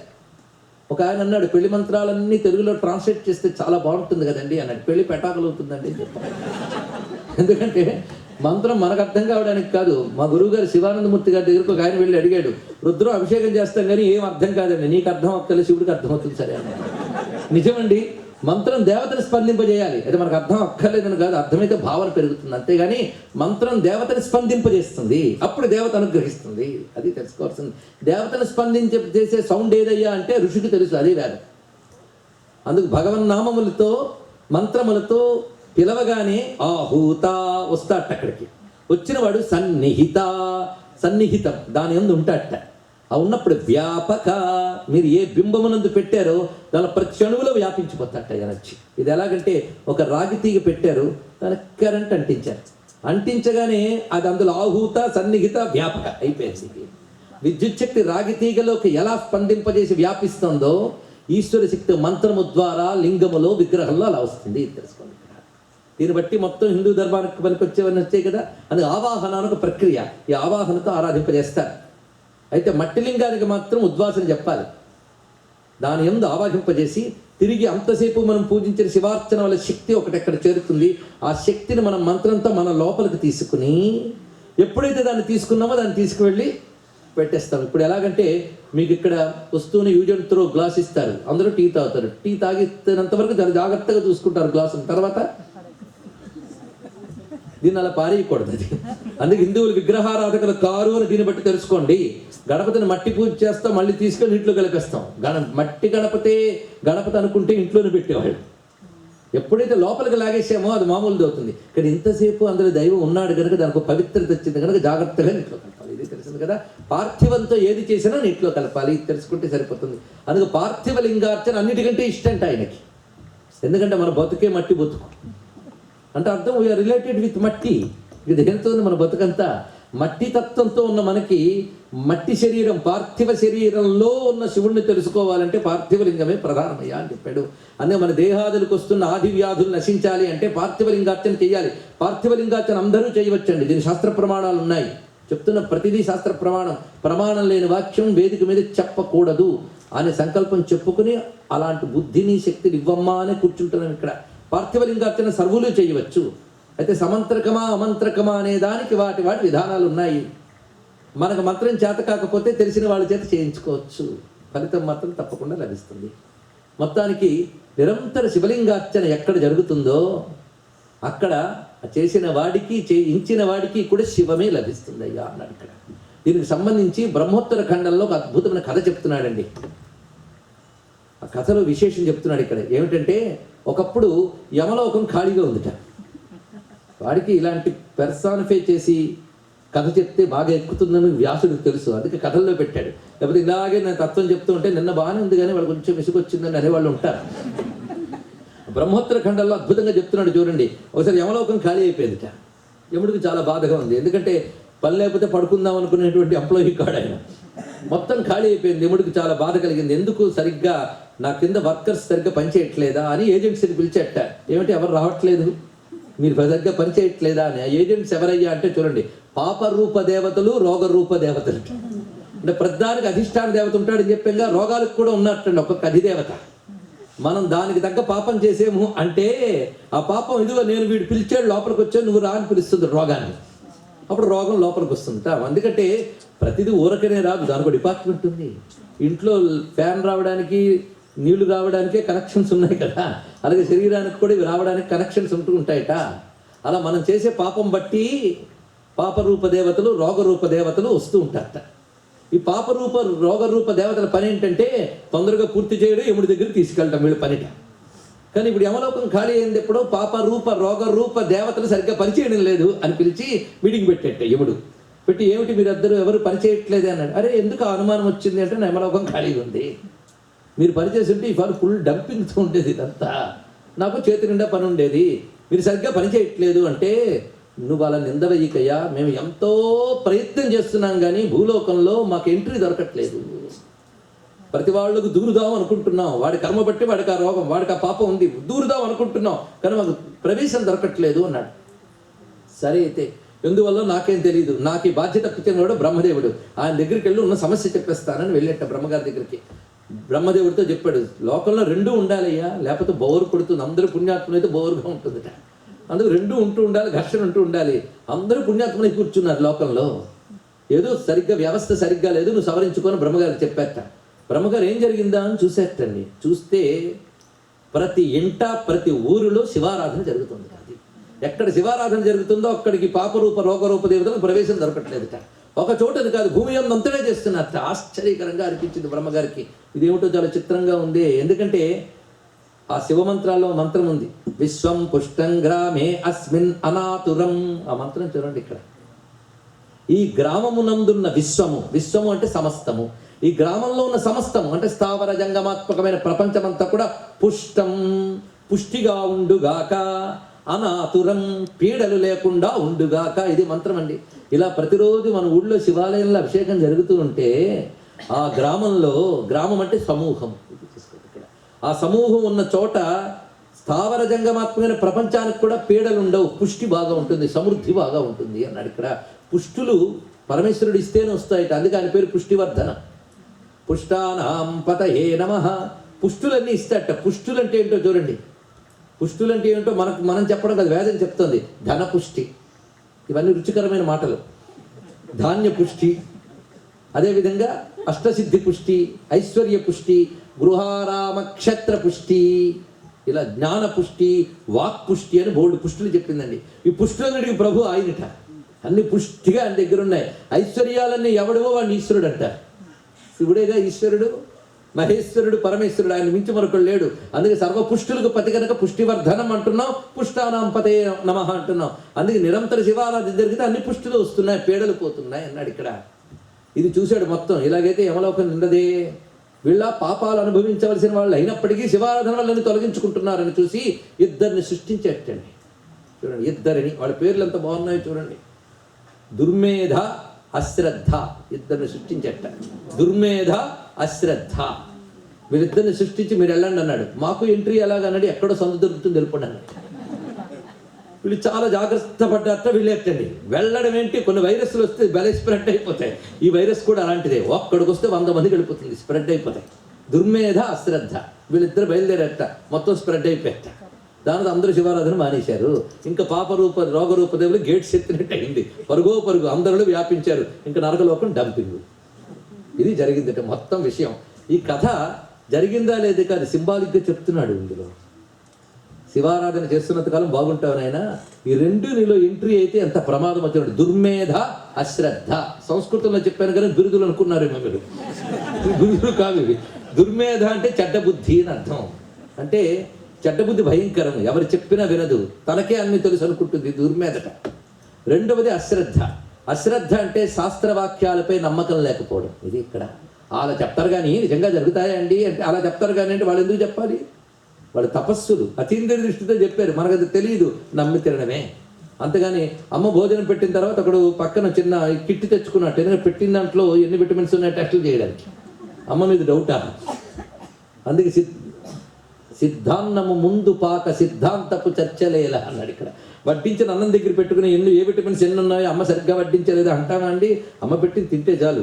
ఇవన్నీ టెస్టులు చేసేటప్పుడు అన్నంలో ఉన్న ప్రాణశక్తి పోతుంది, రుచిపోతుంది. ఎందుకు? మనకి పెద్దలు తపస్సుతో మనకు శోధించి ఇచ్చినటువంటి జ్ఞానం ఏదైతే ఉందో దాన్ని నమ్మడమే శ్రద్ధ. వేదాది శాస్త్రవాక్యముల యందు అపనమ్మకం అశ్రద్ధ. అది ఏర్పడిందిట. కొందరికి వస్తూ ఉంటాయి, సగం తెలివితేటలు రాగానే వెంటనే బయలుదేరిపోతారు.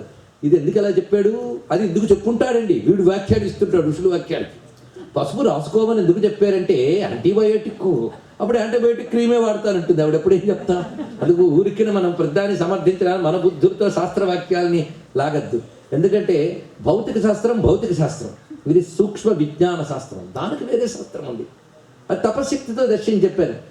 ఆ శ్రద్ధ పోయి చెడు బుద్ధి చెడు తర్కంగానే తయారైతే సత్కర్మ చేయాలనేటువంటి ప్రేరణ పోతుందిట. ఇది తెలుసుకోవాలి. అందుకు దుర్మేధ అశ్రద్ధ ప్రవేశించగానే ప్రతివాడికి చేస్తున్న కర్మయందు నమ్మకం లేక, చెయ్యాలన్న బుద్ధి లేక, బద్ధకం మొదలైనవి తయారయ్యి ఆరాధన మానివేశారు. కనుకనే పొద్దున్నే ఏం చేస్తామండి, అందుకే గంటన్నర పడుకున్నాను అన్నారు. ఏం చేయాలో కూడా తెలియట్లేదు వాళ్ళకి, వచ్చిన బాధ. అందుకు ఎప్పుడైతే ఈ రెండు పోయాయో, శివానుష్ఠానం పోయింది, వాళ్ళకి పాపరూప రోగరూప దేవతలు వ్యాపించే బాధితులయ్యారయ్యా అని చెప్పాడు ఈ కథ. ఈ కథ ద్వారా మనం గ్రహించవలసింది, ఎట్టి పరిస్థితుల్లో దుర్మేధ అశ్రద్ధ తలకాయలోకి తెచ్చుకోకుండా ఉంటే మనల్ని పాపము ఏ రోగము ఏమి చేయలేదు, మనకు నరకలోక ముఖద్వారం కూడా కనబడదు. ఈ కథ బ్రహ్మోత్తర ఖండంలో ఇంత అద్భుతంగా వివరించి చూపించారు. ఇంతవరకు మనం చెప్పుకున్నది శివలింగము, శివారాధన. మరొక శివలింగార్చన ఉంది, మీరు చేయవచ్చు. ఇవన్నీ కూడా సులభంగా చేసే ప్రక్రియలే. అదేమిటంటే జ్యోతిర్లింగార్చన. ఇది చేసే ప్రక్రియ ఒకటి ఉంది. కాశీలో ఒక సిద్ధపురుషుడు చేస్తూ ఉంటే స్వయంగా చూడడం జరిగింది కనుక చెప్తూ ఉన్నాం. ఒక దీపం వెలిగించండి. ఆవు నెయ్యి అంటే మాత్రం ఇండియన్ కౌ ఘీ, అందులో సందేహం లేదు. జెర్సీ ఆవు కాదు. అది దొరకకపోతే నువ్వుల నూనె, ఈ రెండు శ్రేష్టమే. ఆ తైలం అంటే అదే అసలు. దీనితో ఒక దీపం వెలిగించాలట. ఒక్క శిఖ 3 ఒత్తులు కలిపి ఒక్క శిఖ చేసి అది తూర్పు కానీ ఉత్తరం కానీ చూస్తున్నట్టు వెలిగించి ఆ జ్యోతి యందు శివనామంతో ఆరాధన చేయమన్నాడు. మొత్తం అదే లింగం వెలిగించి చూడండి, లింగాకారంలో ఉండదు, అదే జ్యోతిర్లింగం. ఆ జ్యోతిర్లింగంలో శివాయ నమః ఆవాహయామి, శివాయ నమః ఆసనం సమర్పయామి అని మొత్తం షోడశోపచారాలు చేయాలట. అభిషేకం చేయడం కొంచెం కష్టం, నాకు తెలుసు. అప్పుడు ఏం చేయాలంటేట, ఉద్ధరణ అక్కడ చూపించి ఆ నీళ్లు ఒక పాత్రలో వేసిన చాలు. స్నానం సమర్పయామి. ఈ జ్యోతిర్లింగార్చన ప్రతివారు చేసుకోవచ్చు. ఇది ప్రదోష కాలంలో, అంటే రాత్రికి ప్రారంభ కాలంలో చేసినట్లయితే అతడికి ఆయురారోగ్య ఐశ్వర్యాలు సిద్ధిస్తాయి. ఇది జ్యోతిర్లింగార్చన. ఇది కూడా చేసి చూడండి. దీపేన సాధ్యతే సర్వం, అందువల్ల తప్పకుండా సాధించవచ్చు. అందుకే మహానుభావుడు భర్తృహరి శివుడిని ఒక దీపంతో పోల్చాడండి. చూడోత్తంసిత చారు చంద్రకలిక చంచచ్చిఖా భాస్వరో లీలాదగ్ధ విలోల కామశలభ శ్రేయో దశాగ్రే స్ఫురన్ అంతఃస్ఫుర్జటపారమోహతిమిర ప్రగ్భారముచ్చాటయన్ చేతస్సద్వన్ యోగినాం విజయతే జ్ఞానప్రదీపో హరహ. పరమేశ్వరుడు ఒక అగ్నిశిఖ, అదే జ్యోతి. కొన్ని దీపాల దగ్గరికి వెళ్ళి మిడతలు పోతాయట. అలాగే శివుడనే జ్యోతి దగ్గరికి మన్మథుడనే మిడత వెళ్ళి తగలడ్డాడు అని చెప్పారు ఇక్కడ. పైగా ఈ జ్యోతికి కొనలో చంద్రవంక ఉందిటండి. ఇటు అటు కదులుతుంటుంది ఆ జ్యోతి. ఆ శిఖలు జడలుగా కనిపిస్తున్నాయట. ఈ జ్యోతి ఎక్కడ వెలుగుతుందయ్యా అంటే యోగుల హృదయంలో ఎప్పుడూ ఉంటుంది. ఇంట్లో దీపం ఉండాలి అంటారే, యోగుల హృదయంలో శివదీపం వెలుగుతూ ఉంటుందిట. ఒక్కసారి ఈ శివదీపం హృదయంలో వెలిగితే కొన్ని జన్మల అంధకారం పోతుందిట. ఎందుకంటే మన లోపల ఉన్న అంధకారం ఈ జన్మది కాదుట. శంకరులే సౌందర్య శివానందరహంలో ఒక మాట చెప్తారు, స్వామి నా మనస్సులో ఉన్న చీకటి ఉన్నదే అది అనేక జన్మల మోహాంధకారం. అందుకే అంతఃస్ఫుర్జతపార మోహతి మీద కొన్ని యుగాల నుంచి నా హృదయం నిండా ఉన్నది అంధకారమే. ఎన్ని జన్మలు ఎత్తినా అంధకారం, అజ్ఞానం అలవాటైపోయింది. అందుకే జ్ఞానం గురించి చెప్తే ఎక్కట్లేదు, వచ్చింది బాధ. హృదయం నిండా అజ్ఞానాంధకారం ఉంది. ఇన్ని యుగాల అజ్ఞానాంధకారం పోవాలంటే ఒక్క క్షణం శివదీపం వెలిగితే చాలండి. అదే శివ జ్యోతిర్లింగాన్ని లోపల కూడా ధ్యానించు, బయట వెలిగించు అన్నారు. అయితే జ్యోతిర్లింగారాధనలో ప్రధానంగా ఎక్కడ చెయ్యాలి అంటే యోగపరంగా జ్యోతిర్లింగారాధన చేద్దాం. భావలింగార్చనం అన్నాం కదా. భావలింగార్చన చేయవలసిన పద్ధతి ఏంటంటే ప్రతివాడు కూడా సమానన శిరో గ్రీవ చెప్తున్నాడు ఇక్కడ. యోగ భంగిమలో కూర్చోవాలి. యోగ భంగిమ తెలుసు కదా, మఠం వేసుకుని పద్మాసనం కానీ అర్ధ పద్మాసనం కానీ సులభంగా కూర్చోగలిగిన సుఖాసనం వేసుకుని నిలువుగా కూర్చొని వెన్ను నిటారుగా పెట్టి కనుబొమ్మల నడిమి ప్రాంతంలో, దీన్నే కృష్ణ పరమాత్మ ఆత్మ సంయమ యోగంలో నాసాగ్ర దృష్టి అని చెప్పాడు ఆయన. కనుబొమ్మల నడిమి ప్రాంతం ఇక్కడ ధ్యానం చేయమన్నాడు. ఒక జ్యోతిని, ఒక బిందువుని, శ్రీచక్ర ప్రకారంగా బిందువుని ఇక్కడ ధ్యానించవచ్చు. బిందువే నిన్న చెప్పుకున్నాక జ్యోతి, ఆ జ్యోతిని ఇక్కడ ధ్యానించమన్నాడు. ఆ ధ్యానిస్తూ ఉచ్ఛ్వాస నిశ్వాసలతో నెమ్మదిగా శివమంత్రం ఏదో ఒకటి చేస్తూ ఆ జ్యోతి యందు దృష్టి పెట్టు అన్నాడు. అక్కడ జ్యోతిని ధ్యానించవచ్చుట, శివ రూపాన్ని కూడా ధ్యానించవచ్చుట. శివుని యొక్క మంగళకరమైనటువంటి శాంతం పద్మాసనస్థం శ్రీధరముకుటం పంచభక్తం త్రినేత్రం అనే పంచముఖ పరమేశ్వరుడు కానీ, దక్షిణామూర్తి కానీ, నటరాజు కానీ, మృత్యుంజయుడు కానీ, ఆదికిరాతమూర్తి కానీ, ఆది భైరవుడు కానీ, ఇలా శివుని మూర్తులు ఏవైతే శాస్త్రం వర్ణించిందో ఏ మూర్తినైనా ఇక్కడ ధ్యానించన్నాడు. పరివారమూర్తిని కానీ అన్నాడు. పరివారమూర్తి అంటే గణపతి, కుమారస్వామి, పార్వతీ పరమేశ్వరుడు. ఆ మూర్తిని కానీ ఏ మూర్తినైనా ధ్యానించు. మూర్తి ధ్యానం లేకపోతే జ్యోతి ధ్యానం చేయి. ఈ రెండిట్లో అది నిష్కల ధ్యానం, ఇది సకల ధ్యానం. ఇది చెయ్యమని శాస్త్రం చెప్తోంది. జ్యోతిర్లింగార్చనం. పైగా ఇక్కడికి వచ్చేటప్పటికల్లా ఇడా పింగళ సుషుమ్న 3 కలుసుకుంటాయి. ఇది జ్యోతిర్లింగ స్థానం. ఇడా పింగళ వరణ అసి అనే 2 నదులుట. సుషుమ్న గంగా నదిట. ఈ 3 కలిసిన చోటు ఏదయ్యా అంటే వారణాసి. బాహ్యక్షేత్రంలో వారణాసి కాశీ, అంతఃక్షేత్రంలో వారణాసి భ్రూమధ్య క్షేత్రం. ఇది తెలుసుకోవాలి. అందుకే భ్రూఘ్రాణంబుల సంధి అవిముక్త క్షేత్రంబు అని శాస్త్రం చెప్తోంది. ఇది కాశీ. కాశీలో పోయిన వాడికి ఇంకా మరి మోక్షమే అని చెప్తారు, తెలుసు కదా. నిజమా అండి? సందేహం లేదు. ఇప్పటికీ కూడా కాశీకి వెళ్ళి మరణిస్తే మోక్షమే. కానీ మోక్షం పొంది అర్హతున్న వాళ్ళు అక్కడ మరణిస్తారు, అది వేరే విషయం. ఎందుకంటే పోదామని చెప్పి 80 ఏళ్ళుండి కూడా ఒక్కసారి మనవరాలు పెళ్లి చూద్దామని వరంగల్కి బయలుదేరేట.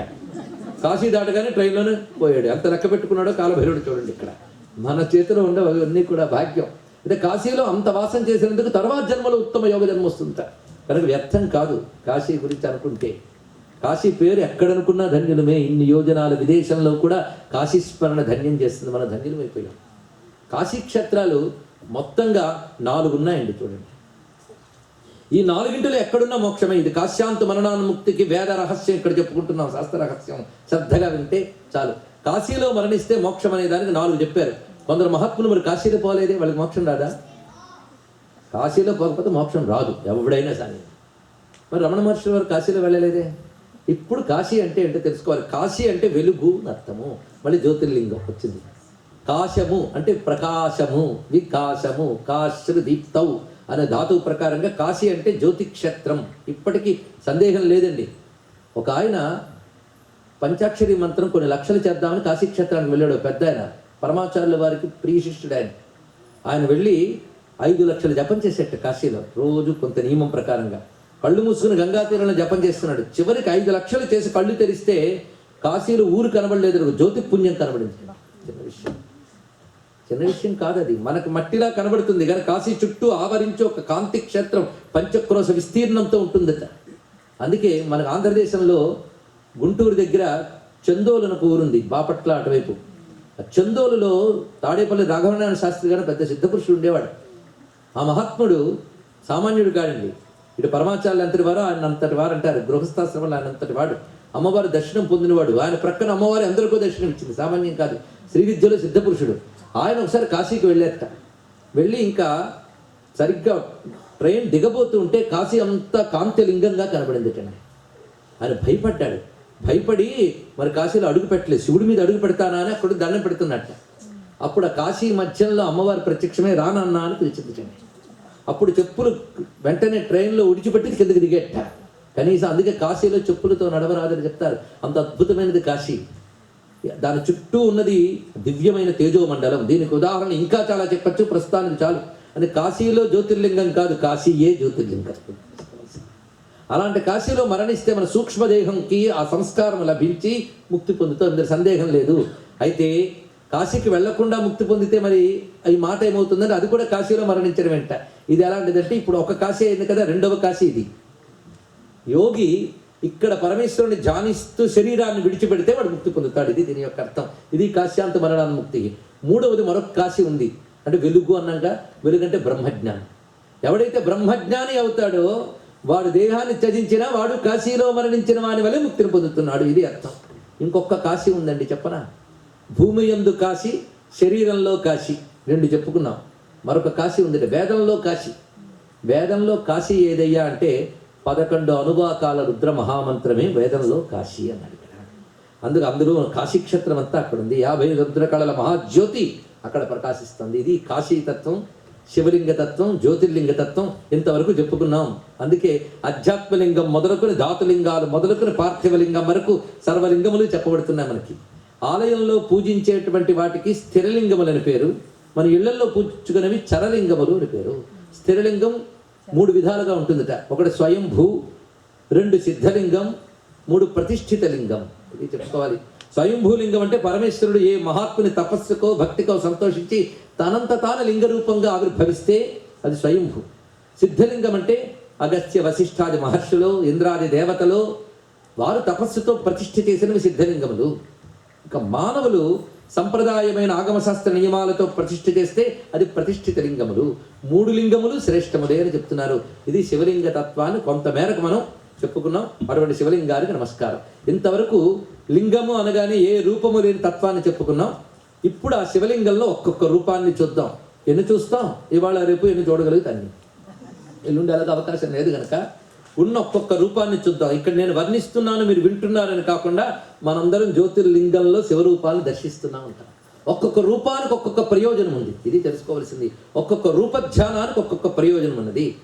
ఇప్పుడు నిన్నటి రోజున మనం ఒక రూపం చెప్పుకున్నాం శివుడిది. ఎవరైనా చెప్పగలరా? లింగం కాక రూపం చెప్పాం. ఒక్క రూపం. ఏ రూపం? 5 ముఖాలతో వచ్చినవాడు. రూపం అనగానే కన్ను, ముక్కు, చెవి ఇవే తీసుకోవాలండి. 5 ముఖాలతో వచ్చిన శివస్వరూపం. ఇది మొట్టమొదటి శివుడు దానిలోంచి వచ్చేట. ఇది మొదటగా వ్యక్తమైన రూపం. ఇదే మనం ఎక్కువగా ధ్యానాల్లో చేసుకుంటూ ఉంటాం. పంచవక్త్రం అని శివుడిని ఎక్కువ చెప్తూ ఉంటాం. శాంతం పద్మాసనస్థం శశిధర మకుటం పంచవక్త్రం త్రినేత్రం. 5 ముఖాల వాడు, 3 కళ్ళవాడు. భగవంతుడు ఒక రూపం ధరిస్తే ఆ రూపం ద్వారా తన తత్వాన్ని చెప్తాడు. అది తెలుసుకోండి. అందుకు రూపం ద్వారా తత్వం తెలియాలి.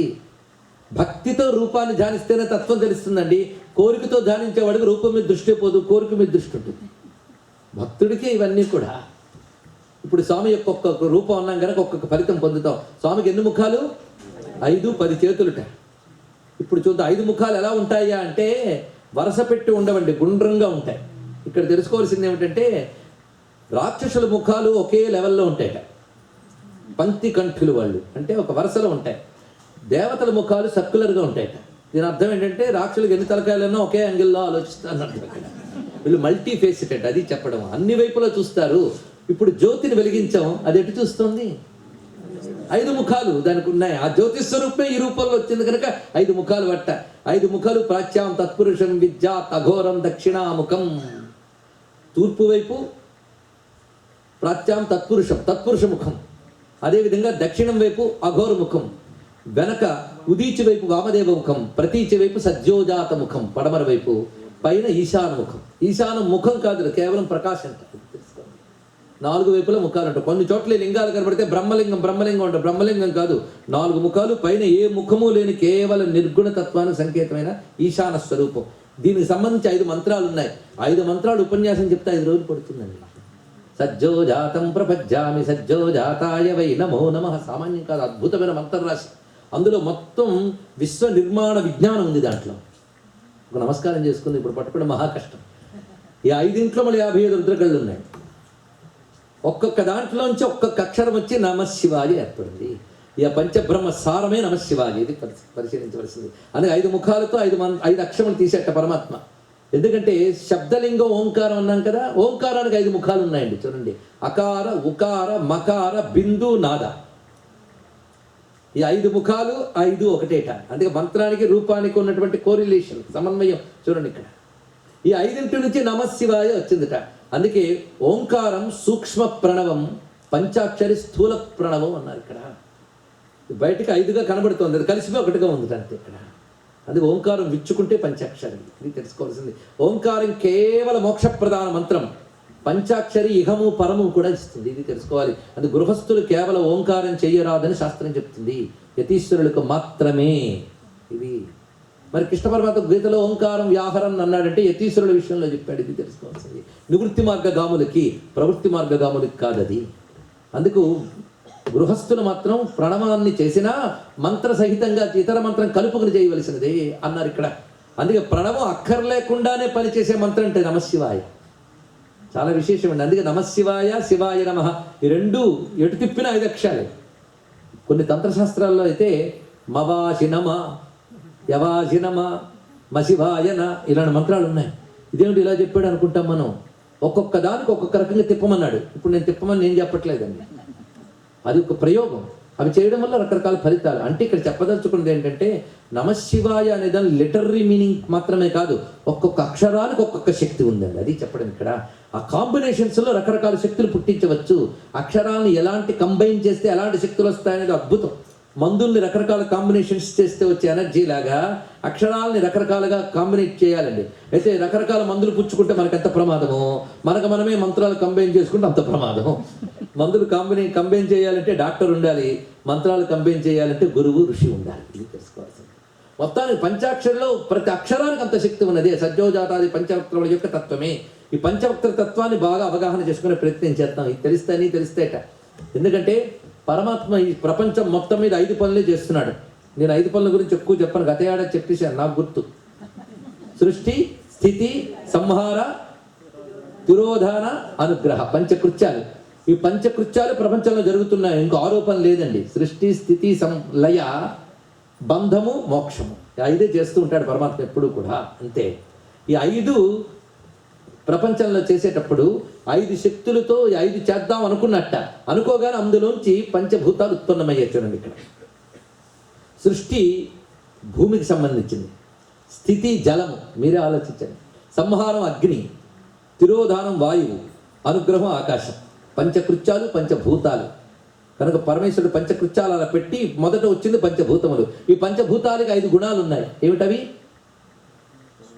శబ్ద, స్పర్శ, రూప, రస, గంధ. ఇక్కడ నుంచి ఇప్పుడు 2 పంచలు అయిపోయాయి, పంచభూతాలు, పంచతన్మాత్రలు. ఆ తర్వాత తయారైనవి ఈ శబ్ద, స్పర్శ, రూప, రస, గంధాలు పొందడానికి మనకు 5 ఇంద్రియాలు ఉన్నాయి, పంచ జ్ఞానేంద్రియాలు. అలాగే పని చేయడానికి మరొక 5 ఇంద్రియాలు ఉన్నాయి, పంచ కర్మేంద్రియాలు. ఇప్పటికి 4 అయ్యాయి. ఇవన్నీ పని చేయాలంటే పంచ ప్రాణాలు ఉండాలి. అంతా కలిపి ఏమైంది? అంతా పంచ పంచ పంచ పంచ. కనుక ఎన్ని పంచలు వచ్చాయి? ఇప్పటికీ పంచలు వచ్చాయి. కనుకనే ఈ పంచతోనే విస్తరించింది కనుక ప్రపంచం అయింది ఇక్కడ. అందుకే పంచం అంటే విస్తారం, ఎక్స్పాన్షన్. కనుక నువ్వు ఎంత లెక్క పెట్టుగా 5. అందుకే వేళ్ళు కూడా 5 పెట్టాడు. ఏదో లెక్క ఉంటుందండి. భగవంతుడు ఊరికిన పిచ్చిలా చేస్తాడా? మనమే ఒక పని చేస్తే సిస్టమేటిక్గా నాలెడ్జ్తో చేస్తామే. ఆయనకి ఎంత నాలెడ్జ్ ఉంటుందో. నువ్వు లెక్క పెట్టుగా 5 అన్నాడు ఇక్కడ. మొత్తం దీనిలో కలుపుకొని ఇష్టం.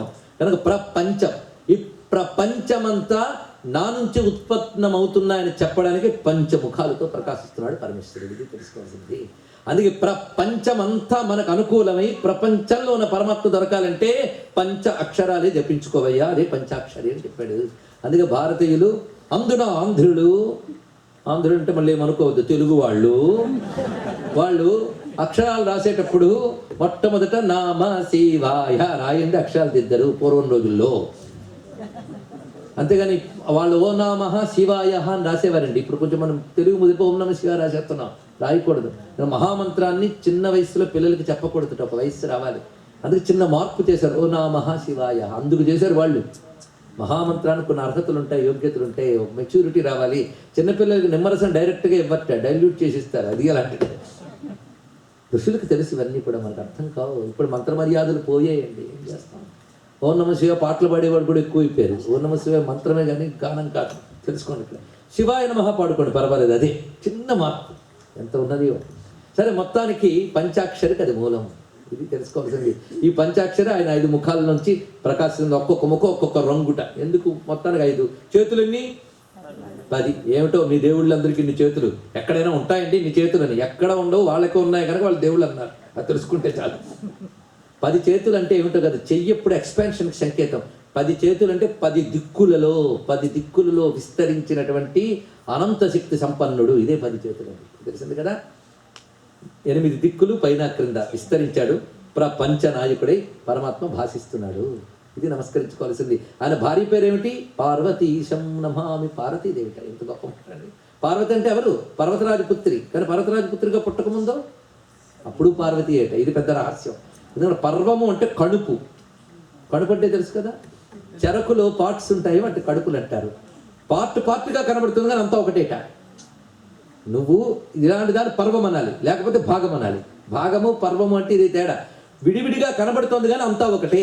ఎందుకంటే రకరకాల శిఖరాలుగా కనబడుతోంది కానీ అంతా కలిపి ఒకటిగా ఉంటుంది కనుక పర్వతం అన్నాడు అనమాట. దాన్ని పర్వరూపేణ తనోతి విస్తార ఇది పర్వం అన్నాడు ఇక్కడ. అదేవిధంగా అమ్మవారు పర్వములతో విస్తరిస్తోందట. ఏమిటా పర్వం అంటే? 2 అర్థాలు ఉన్నాయి, కొంచెం పెట్టుకునే ప్రయత్నించండి. అమ్మవారు ఆదిశక్తి కదా. ఈ ఆదిశక్తి ప్రపంచాన్ని నడిపేటప్పుడు 3 శక్తులుగా వచ్చిందిట. ఇచ్ఛ, జ్ఞాన, క్రియ. ఇచ్ఛ ఒక పర్వం, జ్ఞానం మరొక పర్వం, క్రియ పర్వం. 3 కలిపి ఒకే శక్తి, ఒకే చెరకు గడ్డ. కనుకనే ఇచ్ఛా, జ్ఞాన, క్రియ అనే పర్వములుగా విస్తరించింది కనుక పార్వతి. ఆ తల్లి మళ్ళీ పర్వతరాజపుత్రిగా పుట్టినప్పుడు అదే పేరుతో వచ్చింది. మనం కృష్ణుడికి ఎలా చెప్పుకున్నామో అలాగా ఇప్పుడు అర్థం చేసుకోండి. ఒకటి చెప్పుకుంటే రెండో దానికి చాలా సులభం. ఆ ఒకటి గుర్తుంటే మొత్తం పార్వతి అంటే ఇది అర్థం. ఇంకొక అర్థం ఉందండి. పార్వతి అంటే మూలాధారం నుంచి సహస్రారం వరకు ప్రతివారిక వెన్ను చరకుగడే. అందులో ప్రవహిస్తున్న రసమే చిదేక రసరూపిణి. రసం లేకపోతే పిప్పేనండి. అందరిలో ప్రసరిస్తుంది చిదేక రసరూపిణి. శిశువుల నుంచి మూలాధారం నుంచి స్వాదిష్టానం వరకు. ఇందులో ఒక్కొక్క చక్రం దాటుకుంటూ వస్తే వింటూ దాటలేము, తెలుసుకుందాం. మూలాధార, స్వాధిష్టాన, మణిపూర, అనాహత, విశుద్ధ, ఆజ్ఞ, సహస్రార. అక్కడ వరకు ఒక్కొక్క చక్రం ఒక్కొక్క కణుపు కింద లెక్క కడితే మొత్తం చిదేకర స్వరూపిణి కుండలిని శక్తి మన సుషుమ్నా నాడిలో పార్వతి. ఇవే పర్వములు, వీటితో విస్తరించింది. మన పార్వతి అనగా కుండలిని శక్తి, పార్వతి అనగా ఇచ్చజ్ఞాన క్రియాశక్తి. ఆ 3 ఆయనవే. అందుకే ఆ శక్తితో ప్రకాశిస్తున్నాడు కనుక పార్వతీశం నమః. ఇది తెలుసుకోవాల్సిన మొత్తం పంచ భక్తుడు పార్వతీ సహితుడైన పరమేశ్వరుణ్ణి మనం ఇప్పుడు మనస్సులో పెట్టుకున్నాం కదా. ఇంకొక్కొక్క మూర్తి గురించి వీలైనంత వరకు చెప్పుకుంటూ వెళదాం. ఒక మూర్తి ఉన్నాడు, ఆయన పేరు మృత్యుంజయుడు. ఇది చాలా అవసరం మనకి. మృత్యుంజయ పేరు చాలండి, కానీ మృత్యుంజయ మంత్రం జపించాలంటే మాత్రం గురువు ఉపదేశం కావాలి. ఈరోజు గోడల మీద కాగితాల మీద రాసేస్తున్నారు. మీరు కొత్తగా చెప్తున్నారండి అనొచ్చు నన్ను. నేనే పాతగా చెప్తున్నాను, వీళ్ళు కొత్తగా చెప్తున్నారు. సంప్రదాయం మాత్రం మహామంత్రాలు ఉపదేశరహితంగా చెయ్యరాదు, అది గుర్తుపెట్టుకోండి. మరి మనం మృత్యువు ఎలా దాటుతాం అంటే ఒక మంత్రం ఉంది, అందరూ చేసుకోవచ్చు. ఇక్కడ చెప్తున్నాం, శ్రీ అమృతేశ్వరాయ నమఃశివాయ. ఇది నిరంతరం జపించుకోండి, తప్పకుండా శివరక్ష లభిస్తుంది. అంతేకాదు ఒక నామం అనుకోగానే ఒక మూర్తిని ధ్యానించాలట. ఇది ఒక ప్రక్రియ అండి. కొంతమంది అరకొర చదువుల వాళ్ళు వచ్చి ఈ రూపాలు ఇవన్నీ కాదండి, రూపం లేని పరమాత్మని ధ్యానిద్దామండి. విగ్రహారాధన ఎంతవరకు చేయాలి అంటే నీకు విగ్రహం ఉంది కదా అంతవరకు చేసుకో అన్నట్టు. ఇక్కడ మనకు విగ్రహం ఒకటి ఉంది.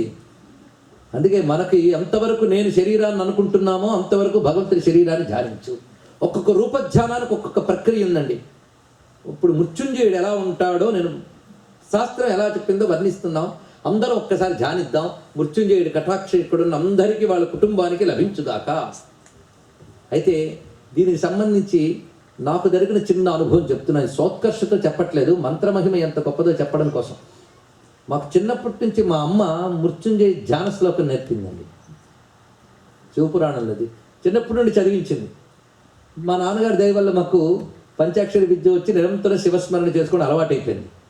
ఒకసారి చాలా ఏళ్ల క్రితం, జరిగి 20 ఏళ్ళు అవుతుంది, నేను నా భార్య కొంతమంది బంధువులు కలిసి నాగపూర్ వెళ్ళాం పని మీద. తిరిగి సాయంత్రం ట్రైన్ ఎక్కాం. తెల్లవారుజామున 3 గంటలకు అందరూ నిద్రపోతున్నాం. భయంకరంగా ఆహాకారాలు వినబడ్డాయి. ఎప్పుడూ తెలియలేదు అది ఏమిటో ఆహాకారాలు. చిత్రం ఏంటంటే పెద్దల కృప ఏమిటో తెలియదు, కానీ మెలకు వస్తూనే బయట నుంచి ఓం నమః శివాయ అని మంత్రం వచ్చింది. వస్తూ అందరూ ఆహాకారాలు అంటే ట్రైన్ కదిలిపోతుంది, డిరేల్మెంట్ అయిపోయింది మొత్తం. నక్సలైట్స్ పెట్టినటువంటి ఏదో కుట్ర వల్ల మొత్తం డిరేల్ అయిపోయింది.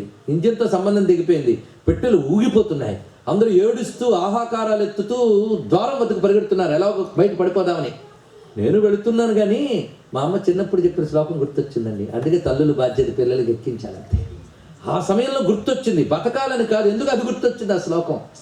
ఆ శ్లోకం చదువుతుంటే శివుడు మూర్తి భాష తెలుసు కనుక ఆ మూర్తి హృదయంలో మెదిలింది. చిత్రం సరిగ్గా ద్వారం దగ్గరికి వెళితే డిరేలైన అన్ని పెట్టెలు ఎవడ పట్టినట్టు ఆగిపోయాయండి. ఆశ్చర్యం, ఎవడికి ప్రాణహాని జరగలేదు. ఇక్కడ అందరం క్షేమంగా బయటపడ్డాం. అది మృత్యుంజయ ధ్యాన శ్లోకం. అది దాని గురించి చెప్తాను.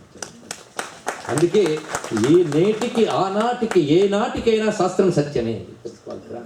అందుకే ధ్యాన శ్లోకం ఒక్కసారి చెప్పుకుందాం ఇక్కడ. హస్తాంభోజయుగస్థ కుంభయుగళాదుద్ధృత్యతోయం శిరః చించింతం కరయోర్యుగేన దదతం స్వాంకేశ కుంభౌ కరౌ అక్షస్రం మృగహస్తమంబుజగతం మూర్ధస్థ చంద్రస్రవత్ పీయూషార్ద్రతనుం భజే స గిరిజం త్రియక్షంచ మృత్యుంజయం. ఇది రూపధ్యాన యోగ అనుకోవచ్చు మీరు. ఇది ఒక శాస్త్రం. ఈ రూపధ్యానం చూడండి, ఒక్కొక్క దేవతా మూర్తిని ధ్యానించినప్పుడు ఒక్కొక్క ప్రయోజనం. అందుకే ఒక్క శివుడే కానీ మనల్ని రక్షించడానికి ఎన్ని మూర్తులు ధరిస్తున్నాడు. ప్రపంచానికి అంతటిగా నియామకుడిని చెప్పడానికి పంచముఖేశ్వరుడు, మృత్యుంజయుడని చెప్పడానికి ఈ మూర్తిగా. ఎందుకంటే ఆయనకు మృత్యువు ఏంటండి? కాలబద్ధులైన వాళ్ళందరూ మృత్యువుకి వెళ్ళిపోతారట. కాలానికి అతీతుడైన వాడే మృత్యుంజయుడు, అతడి పరమేశ్వరుడు. నిన్ననే చెప్పుకున్నాం కదా. ఈ మూర్తి ఎలా ఉందో చూడండి. ఒక భావం అంటే ఒక మూర్తి ఉంటుందండి. ఒక భావం అంటే ఒక మూర్తి ఉంటుంది. అందుకు మృత్యుంజయ అనగానే మూర్తి తయారైపోయింది. ఎలా ఉందో చూడండి. శివుడు ఎలా ఉన్నాడంటే శుద్ధస్ఫటిక శంకాసనం, తెల్లగా ఉన్నాడు. శివుడు ఎప్పుడైనా తెల్లగా ఉంటాడండి. మన క్యాలెండర్లో మాత్రం నీలంగా పూసేస్తున్నారు ఆయనకి. ఆయన క్రిస్టల్ క్లీన్, శుద్ధ వర్ణం. అది శుద్ధస్ఫటిక శంకాసన త్రినేత్రం పంచవక్త్రగా ఉన్నాం కదా, తెల్లగా ఉంటాడట. ఈ తెల్లగా ఉన్న శివుడు 8 చేతులతో ఉన్నాడు. ఈయన ఒక్కొక్క మూర్తిలో ఒక్కొక్కటి అష్టభుజాలతో ప్రకాశిస్తున్నట్ట. ఈ ప్రకాశిస్తున్నవాడు మంచి జటాజోటం, నెలవంక దాని పేరు ఉందిట. శివునికి చంద్రశేఖరుడు అని పేరు కదా. నెలవంక ఉంటుంది ఎప్పుడు ఆయన వద్ద. ఆ నెలవంకతో ప్రకాశిస్తున్నాడు అద్భుతంగా. పైగా 8 చేతుల్లో ఇటు 2 చేతులతో ఒక అమృత కలశాన్ని, ఇటు 2 చేతులతో ఒక అమృత కలశాన్ని పట్టుకుని తన మీద తానే ఒలకబోసుకుంటున్నట్టుగా అభిషేకం చేసుకుంటున్నాడు. అమృతంతో తడిసిపోతున్నట్టు. తెల్లని వాడు తెల్లని అమృతంతో తడిసిపోతున్నాడు. 4 చేతులతో 2 అమృత కలశాలు పట్టుకున్నాడు. మధ్యలో ఒక 2 చేతులతో, ఒక చేతితో మృగాన్ని పట్టుకున్నట్టు, లేడిని. ఇది లేడి అనగా ముద్ర పెట్టుకొచ్చేది, మృగీ ముద్ర అంటారు దీన్ని. దాన్ని పట్టుకున్నాడు. ఇంకో చేత్తో అక్షమాల, అంటే ఈ చేత్తో మృగీ ముద్ర, ఈ చేత్తో అక్షమాల, ఇది పట్టుకున్నట్ట. దీని అంతరార్థం ఏంటయ్యా అంటే ఇది మనస్సు. మృగం మనస్సుకు సంకేతం. అందుకే మనస్సును నిగ్రహించడం అనేది తత్వంలో చూపిస్తున్నాడు. మనోనిగ్రహం లేకపోతే మోక్షం రాదని చెప్పడం. నీకు చేత కాకపోతే నన్ను ధ్యానించి నేను చూస్తానని చెప్తున్నాడు. అది ఇది మృగీ ముద్ర, ఇది అక్షమాల. ఆ నుంచి క్ష వరకు ఉన్న అక్షరాలే అక్షమాల. అన్ని మంత్రశక్తులు కలిసి ఆ మాలగా అయిందిట. స్వామి చేతులు సర్వమంత్రములు ఉన్నాయి. ఇంకా ఇప్పటికి 6 చేతులు అయిపోయిగా ఇంకో 2 చేతులు తొడల మీద పెట్టుకున్నట్ట. ఈ చేతిలో ఒక అమృత కలశం, ఈ చేతిలో ఒక అమృత కలశం ఉంది తొడ మీద. అంటే పైవి ఖాళీ అవగానే మళ్ళీ కింద నుంచి పైకి వెళ్తాయి, మళ్ళీ ఇక్కడికి వస్తాయి. అంటే నిత్యం అమృతంతో తడిసిపోతున్నాడు. అమృతేనా పృతం దేహం ఉమార్దేహార్ధదారిణం అంటున్నాం కదా. ఇలా అమృతంతో తడిసిపోతూ తెల్లగా ఉన్న మృత్యుంజయమూర్తి తెల్లని పద్మంలో ఉన్నట్ట. ఆయన పక్క అమ్మ ఉందిట. అమ్మ లేకపోతే కష్టమే. అదే అమ్మ అయ్య కలిపి అంటే అమ్మయ్య అనుకుంటాం. అదే ఆ స్వరూపంలో కనబడుతుంది మనకి. అమ్మయ్య అని శాంతి వాళ్ళిద్దరిని కలిపితే కానీ లభించదు. అందుకే ఆయన పక్కన కూర్చుంది ఎవరు? అమ్మ. ఈ స్వరూపం ఈ శ్లోకంలో చూపించారండి. హస్తాంభోజయుగస్థ కుంభయుగళాత్ ఉద్ధృత్యతోయం శిరః చించింతం కరయోర్యుగేన దదతం స్వాంకేశ కుంభౌ కరౌ అక్షస్రం మృగహస్తం అంబుజగతం మూర్ధస్థ చంద్రస్రవత్ పీయూషార్ద్రతను భజే స గిరిజం. గిరిజాదేవితో ఉన్నటువంటి త్రియక్షంచ 3 కళ్ళవాట శివుడు. మనకు 2 కళ్ళు చూపు ఒక్కటే, ఆయన 3 కళ్ళు 3 రకాల చూపు ఉంటాయి.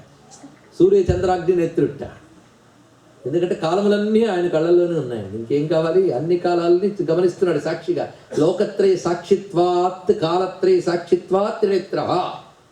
3 లోకాలను 3 కాలాలను చూస్తూ ఉంటాడట. అంతేకాదు సూర్య చంద్ర అగ్ని నేత్రము 3 కళ్ళతో చూడమని శంకరులు ప్రార్థించారు. ఒక్క చూపు సరిపోతుంది మనకి.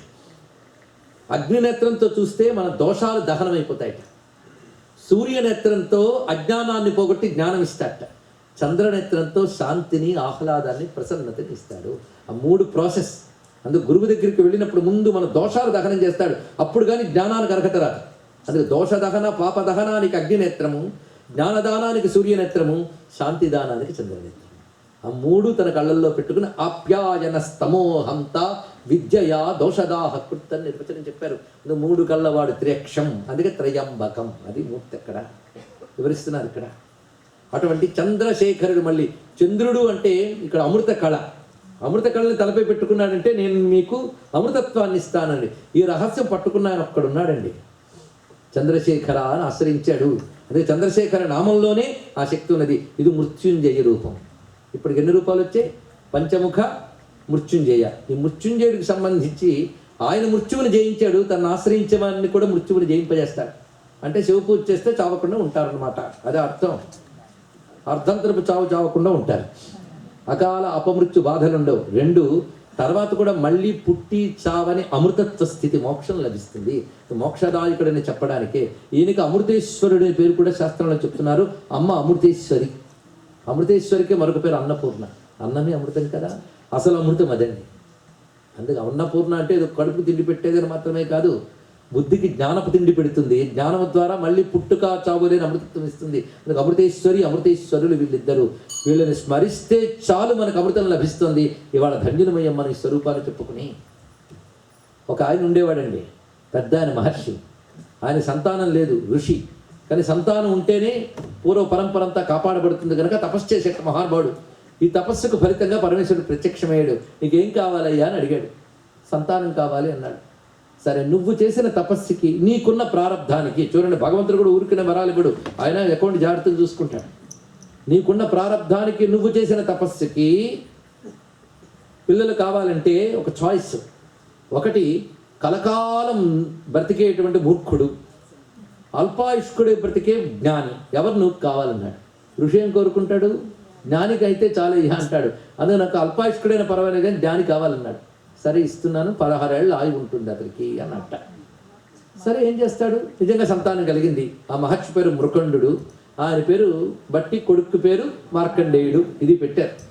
అయితే ఈయన చాలా తెలివైన వాడండి, శాస్త్రం బాగా తెలిసినవాడు. ప్రారంధం కొంత ఇస్తుంది, నీ తపస్సుతో దాన్ని అభివృద్ధి చేసుకోవచ్చు. ఏదొస్తే అదే అంటే ఏదైనా అనుభవించక తప్పదు. కానీ తపస్సుతో ప్రారంధాన్ని కూడా మార్చుకోవచ్చని శాస్త్రం చెప్తుంది. అందుకే పరిష్క్రియలు చాలా చెప్పారు. అందుకే అనుభవించక తప్పదని ఎవరికి చెప్పలేదు. శాస్త్రం తగ్గట్టుగా మన సాధన చేస్తే తప్పకుండా ఫలితం వస్తుంది. అందుకే ప్రారంధవాదం ఒప్పుకోదండి శాస్త్రం. సరే, మొత్తానికి ఈయన ఏం చేశాడంటే సకాలంలో ఉపనయనం చేశాడు, సరైన మంత్రోపదేశం చేశాడు, వేదాధ్యయనం చేయిస్తున్నాడు. ఇంకొక చిన్న పని చేశాడంటే ఇంటికి ఎవరు వచ్చిన వాళ్ళకి దండం పెట్టిస్తున్నాడు. చాలా గొప్ప తెలివైన మాట. అందుకే పెద్దలకి దండం పెట్టడం అనేది వీళ్ళకుండి పిల్లలకి నేర్పితే చాలా బాగుంటుంది. హఠాత్తుగా మనం ఇవాళ మేల్కొని సంస్కృతిని ఉద్ధరిద్దామంటే మన పిల్లలకి నేర్పలేదు. ఇంకేం తరిస్తారో చెప్పండి. మొన్న మధ్య ఒక సన్యాసి ఒకరి ఇంటికి వెళ్తే ఆ పిల్లాడికి తల్లి చెప్తుంది దండం పెట్టరా అని. హాయ్ అంకుల్ అన్నాడు వాడు. పెద్దరికి ఎలా దండం పెట్టాలి? కొందరికి ఎంత అహంకారమో, దండం పెట్టడానికి తల వంచరు. ఏమంటే తగ్గిపోతారా? మనం దండం పెట్టడం వల్ల పెద్దానికి ఏమీ లాభం లేదండి, మనకు మాత్రం లాభంట. ఇవి అన్ని సంప్రదాయ నియమాలు పోయే అరకొర వేదాంతాలు చదివి పాడైపోతున్నామండి. పెద్దవాళ్ళు కనబడితే నమస్కరిస్తే ఏం లభిస్తుంది అంటే శాస్త్రం చెప్తోంది. మనువు ధర్మశాస్త్రంలో చెప్తున్నాడు, అభివాదన శీలస్య నిత్యం వృద్ధోపసేవిన చత్వారితస్య వర్ధంతే ఆయుర్విద్యా యశోధనం. ఇది చెప్పాడు ఇక్కడ. అభివాదనశీలుడు, పెద్దవాళ్ళు కనబడితే అహంభో అభివాదయే పెద్దవాళ్ళు చెప్పారు. ఎక్కడి నుంచి వచ్చిందో ఈ పద్ధతి మనకి? నమస్కారం పెడితేట వాడికి లభించేది ఏమిటి అంటే వాడికి 4 వృద్ధి చెందుతాయట. ఆయుష్, విద్య, కీర్తి, ధనం. మన పిల్లలకి 4 అభివృద్ధి చెందాలంటే మనం నేర్పాలి. ఒక్కొక్కరికి దండం పెట్టే పద్ధతి కూడా మనకు చెప్పారు. నమస్కారం ఈ దేశంలో లేదండి అంటే సంస్కారాలు లేవు ఇక్కడ, అంతే. ధనం పెరిగిపోయినంత మాత్రాన గొప్ప దేశాలు అనుకుంటున్నాం. సంస్కారమే నిజమైన సంపద, గుర్తుపెట్టుకోండి. ఇవి సంస్కారాలు ఒక నాగరిక జాతికి ఉంటాయి. ఇవి నాగరికంగా ఎప్పుడో ఎదిగిన దేశాలు మనవి. ఇది సంస్కారం, ఇది నమస్కారం. అందుకే ఇంటికి ఏ పెద్దవాళ్ళు వచ్చినా దండం పెట్టిస్తున్నట్ట. ఎందుకంటే ప్రవర చెప్పుకుని నమస్కారం చేస్తే దీర్ఘాయుష్మాన్ భవ అనాలి. ఇది నియమం. వచ్చిన మహర్షులు ఎవరో దీర్ఘాయుష్మాన్ భవ అన్నారు అనుకోండి, ఈయనకి ఆయుష్ పెరిగిపోతుంది నాశానికి. అందుకే అందరికీ దండం పెట్టిస్తున్నట్టు ఇంటికి వచ్చిన పెద్దలందరికీ. కానీ మన యోగం బట్టి వాళ్ళ పలుకుతుంది. వచ్చిన ప్రతివాడు జ్ఞానవాన్ భవ, ఐశ్వర్యవాన్ భవ, విద్యాన్వాన్ భవ, యశోవాన్ భవ అంటున్నారే కానీ ఒక్కడు ఆయుష్మాన్ భవ అనట్లేదు. ఏం చేస్తాడు? చెప్పించుకోకూడదు కదా. ఎంత చెప్పినా వాళ్ళ నోటంటే అదే వస్తుంది. ఇలా కొంతకాలం జరిగిపోతుంది. 16 ఏళ్ళకి దగ్గర వెళ్తున్నాడు, కొంచెం భయపడుతున్నట్టు తండ్రి. కానీ పిల్లవాడు తెలివితేటలు అమోఘం. ఈ సమయంలో సప్తర్షులు వచ్చేటండి, వాళ్ళతో పాటు నారదుడు కూడా ఉన్నాడు పక్కన. ఆ వచ్చినప్పుడు సప్తర్షులకి నమస్కారం చేసేట పిల్లాడు. అప్పుడు పండింది అతని యోగం. వాళ్ళందరూ దీర్ఘాయుష్మాన్ భవ అన్నారు, 7 కూడా. వెంటనే నారదుడు నవ్వేట. ఆయన నవ్వితే కొంచెం ఆలోచించాల్సిందే. వెంటనే వాళ్ళందరూ ఏమిటయ్యా బాబు నవ్వేవు అంటే ఋషుల వాక్యం అబద్ధమైపోతున్నందుకు నవ్వేను అన్నాడు. ఎందుకంటే 16 ఏళ్ళ ఆయువాడిని పట్టుకుని మీరు దీర్ఘాయుష్మాన్ భవ అంటారా? సత్యద్రష్టలు కదా, కనుకని ఇది అసత్యమైపోతుంది కదా ఋషుల వాక్యం అని బాధపడ్డానంటే మా వాక్ అసత్యం కావడానికి వీలు లేదని పిల్లాన్ని పట్టుకుని తీసుకెళ్ళి పెట్టండి బ్రహ్మలోకానికి. తీసుకెళ్ళి ఆయన దగ్గర పెట్టారు. ఇదిగో నీ మాట అబద్ధం కాకుండా ఉండాలంటే ఎదురుగా ఆయువు పెరగాలన్నట్టు బ్రహ్మగారు. ఇదేమిటి నా మీదకి వచ్చింది అన్నట్ట. ఏం లేదు, ఋషుల వాక్కు అబద్ధం కాకూడదని నువ్వు అన్నావు, అందుకు నీ వాక్కు అబద్ధం కాకూడదంటే పిల్లాన్ని బతికించాను. భలే చమత్కారం ముడివేశాడు. వెంటనే ఓహో మీ నోట పలికిందంటే ఏదో అతడికి యోగం ఉంది. వీళ్ళ నాన్న తపస్సు వీడి ప్రారంధము కలిసి వీడికి 16 ఏళ్ళు తెచ్చాయి. వీడు తపస్సుతో మిగిలినవి తెచ్చుకుంటాడు, వృధా పోతుందా అని ఇతడికి ఆయువు ఇచ్చే మార్గం నేను చూస్తానన్నట్ట బ్రహ్మగారు ఒళ్ళో కూర్చోబెట్టుకుని ఆయన కుడి చెవిలో పంచాక్షరి మంత్రోపదేశం చేశారు. దీన్ని నిరంతరం జపిస్తూ శివారాధన చేసుకుంటూ కాశీక్షేత్రంలో బతుకుపోవని చెప్పాడు. తిన్నగా తల్లిదండ్రులకు పుత్రశోకం రాకూడదని ఉద్దేశంతో, జ్ఞాని గనక దేహాత్మ భ్రాంతి లేదు, అతనికి బతకాలని కోరిక కాదు, తల్లిదండ్రులు బాధపడకూడదు, బ్రహ్మగారు ఆజ్ఞ. శివారాధన పరమ ప్రేమగా నిత్యం శివార్చన చేసుకుంటున్నాడు. 16 ఏళ్ళు పూర్తయ్యాయి. టైంకి వచ్చేసరికి కింకర్లు వాళ్ళు వస్తారండి. నేను నమ్మనండి, ఎప్పుడు కనబడరు అంటే ఇప్పుడు కనబడరు, వాళ్ళు తీసుకెళ్ళేటప్పుడు కనబడతారు. అప్పుడు కనబడ్డారని చెప్పడానికి మనం ఉండం. అందరి దగ్గర అటెండెన్స్ చేసుకోవాల్సిన అవసరం వారికి లేదు. మా ఇంటికి ఎప్పుడు పోలీసులు రాలేదండి అనద్దు, అరెస్ట్ చేయాల్సి వస్తారు వాళ్ళు, దానికి ఏముంది. అలాగే వాళ్ళు తీసుకెళ్ళే టైంకి వాళ్ళు వస్తారు, వచ్చారట. కానీ చిత్రం ఏంటంటే ఎవడు శివారాధకుడో, ఎవడు నిత్యం భస్మరుద్రాక్షలు ధరించి పంచాక్షలు జపిస్తాడు, వాడి దగ్గరికి అమికింకరు రాటండి. అందుకే ఆ దివ్యమైన సాంభవ తేజస్సు ఎలాంటిదయ్యా అంటే వివరిస్తున్నారు ఇక్కడ. సర్వే భూతా ప్రేత ఇవన్నీ కూడాను జ్వలంతం పశ్యంతు మాం రక్షంతు మహాన్యాసంలో చేస్తాం. అది బాధించే శక్తులన్నీ దగ్గరికి వచ్చి ఒక అగ్నిని చూసి భయపడినట్టు పారిపోతాయి. నిరంతర శివారాధకుడి దగ్గర ఉన్న తేజస్సు అది. ఇది తెలుసుకోండి. నిరంతరం జపం చేసేవాడిలో మంత్రం యొక్క తేజస్సు వ్యాపించి మాంసమయ శరీరం కాస్త మంత్రమయ శరీరం అయిపోతుంది. అది ఉపాసకుడిలో ఉపాస్య తేజస్సు అలా ఉంటుంది. అందుకే వారికి నమస్కరిస్తే దేవతను నమస్కరించినట్లే. అలాంటిది ఆ మార్కండేయుడి యొక్క తేజస్సు, మహా తేజస్సు చూసి యమదూతలు భయపడి పారిపోయి మన యముడికి చెప్పుకున్నారు. వల్ల కాదయ్యా, ఎందుకంటే ఎవడు పుణ్యాత్ముడైనా పాపాత్ముడైనా వీళ్ళ ద్వారానే వెళ్ళాల్సిందే. కానీ పుణ్యం పాపాన్ని మించిపోయింది తపస్సు. అందుకు వాళ్ళు భయపడి వెనక్కి వెళ్ళి యముడికి అప్పచెప్పారు. ఇప్పుడు యముడే బయలుదేరి వచ్చేట. యముడు ఎలా కనబడ్డాడయ్యా అంటే పుణ్యాత్ములకు పరమ ప్రసన్నంగా కనబడతాడట. విష్ణు తేజస్సుతో కనబడతాడు, అంత ప్రసన్నంగా కనబడ్డాడు. వెంటనే అప్పుడే గంగా స్నానం చేసుకుని శివుడికి కావాల్సిన బిల్వములన్నీ పట్టుకొచ్చుకుంటున్నాడు కుర్రవాడు మార్కండేయుడు. ఎదురుగా చూశాడు. ఆ మహాతేజోమూర్తిని చూసి దళాల కింద పక్కన పెట్టి దండం పెట్టేట. ఎందుకంటే చేతిలో పువ్వులు పట్టుకుని కానీ ఎవరికైనా దండం పెడితే మళ్ళీ అది భగవంతుడి పూజలు వాడరాదు. ప్రక్కన పెట్టి అయ్యా మహా తేజస్సుతో ఉన్నారు మీరెవరు అని అడిగాడు. అడిగితే నన్ను యముడు అంటారు అన్నాడు. ఆహా మహానుభావ, చాలా సంతోషం అన్నాడు. ఏమిటి ఇలా విచ్చేశారు అన్నాడు. తమను తీసుకెళదామని అన్నాడు. నీకు చెందిన వాడిని కాను, నేను శివుడి వాడును, నన్ను నువ్వు తీసుకువెళ్ళలేవు అనగానే నీ తపస్సు యొక్క పుణ్యం చేత నన్ను చూస్తున్నావు కానీ లేకపోతే నన్ను చూడలేరయ్యా ఎవరు కూడా.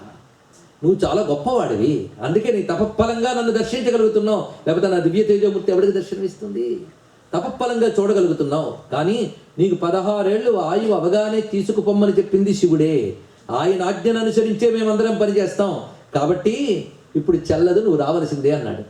వెంటనే ఇటు అటు చూసేట ఆ దళాలు పట్టుకుని పరిగెత్తాడు ఒక్కసారి శివలింగం వైపు. రత్నశానుశరాశనం రజతాద్రిశృంగ నికేతనం సింజినీకృత పన్నగేశ్వరమచ్యుతానల సాయకం క్షిప్రదగ్ధపురత్రయం త్రిదివాలయైరభిబంధితం చంద్రశేఖరమాశ్రయే మమ కిం కరిష్యతి వై యమః. చంద్రశేఖరమాశ్రయే మమ కిం కరిష్యతి వై యమః.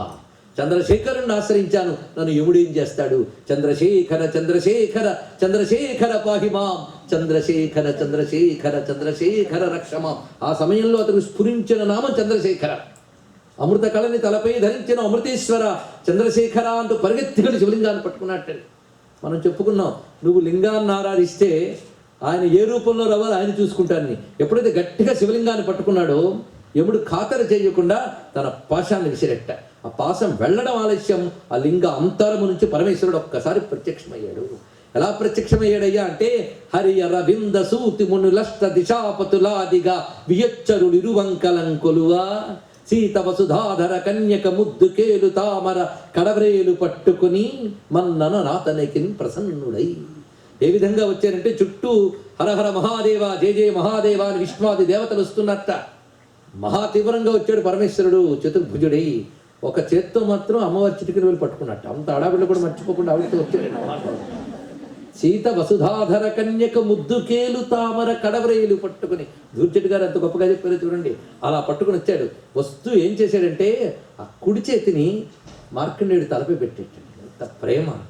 తలపై పెట్టి ఎడం పాదంతో ఒక్క తాపుతన్నట్టు యముడు గుండె మీద. అంతే, యముడు దూరంగా వెళ్ళి మరణించాడు. అందరికీ మరణాలు ఇచ్చేవాడికి మరణం వచ్చింది. అది యముడికి యముడయ్యా అంటే శివుడే. ఆయన కాలకాలుడు, మహాకాలుడు. యముడు మరణించట. అప్పుడు పరమేశ్వరుడు కూర్చుని మార్కండేయుని ఒళ్ళో పెట్టుకుని, నీకు 7 కల్పాల ఆయువు ఇస్తున్నానయ్యా అన్నాడు ఇక్కడ. ఎందుకంటే 7 మహర్షులు దీర్ఘాయుష్మాన్ భవ అన్నారుగా, 7 కల్పాల ఆయువు వచ్చింది. ఆశ్చర్యం! 7 కల్పాల ఆయువు ప్రసాదించాడు వెంటనే పరమేశ్వరుడు. వెంటనే దేవతలు కుసుముష్టి కురిపించారు. 16 ఏళ్ల ఆయువు ఉంటే శివారాధన వల్ల అంత దీర్ఘాయువై చిరంజీవి అయ్యాడు మార్కండేయుడు. ఇది అనుగ్రహం. వెంటనే దేవతలందరూ వచ్చి ప్రార్థించేట, పరమేశ్వరి దేవి న్యాయమా, నువ్వు చెప్పిన పనే ఆయన చేశాడు కదా. ఇది గొప్ప విషయం. ఎందుకంటే రోగాలు కానీ, యముడు కానీ, చిత్రగుప్తుడు కానీ, పాపరూప దేవతలు కానీ అనవసరంగా ఎవరినేమి చెయ్యరు. వాళ్ళ కర్మకు బట్టే వస్తారు. ఇతరు కర్మ బట్టి యముడు వచ్చాడు. నువ్వు ఇలా చేయడం తగునా అంటే, ఇంకెప్పుడు ఇలాంటివి చేయడంటే బతికిస్తానని చెప్పాడు. మృత్యుంజయుడు, నా భక్తుల జోలికి రావద్దు, ఇప్పుడు అతను బతికిస్తాను. ఎందుకంటే ఇతనికి 16 ఏళ్ళు ఉండవచ్చు, కానీ నన్ను ఎప్పుడైతే ఆశ్రయించాడో ఇంకా వీడు నావాడు, వీడిని నేను చూసుకుంటాను. ఒక్కసారి పరమేశ్వరుడు నావాడు అని లాక్కున్నాడా, అవతల వాడు ఏం మాట్లాడకూడదుట. ఏమిటి స్వామి, అది నీ ఆర్డరే ఇది నీ ఆర్డరేనా అని అడగకూడదుట. ఆయన ఇది బాస్, సుప్రీం. అందుకే దేవతలకు కూడా నియామకుడు కనుక దైవ్య అని పేరుట. దేవతల కంటే ఆదిలో ఉన్నాడు కనుక ప్రథమ అని పేరు. మరి అటప్పుడు ముందే పూర్ణాయువు ఇవ్వచ్చు కదయ్యా అంటే, వాడి కర్మ కొద్దిగా వాడికి ఇవ్వాలయ్యా, నన్నేం చేయమంటావు, నేను ఒక వైద్యుడు లాంటి వాడిని, ఎవడికి ఏది ఎప్పుడు ఇవ్వాలో వచ్చేదాన్ని బిషక్ అన్నాడు ఇక్కడ.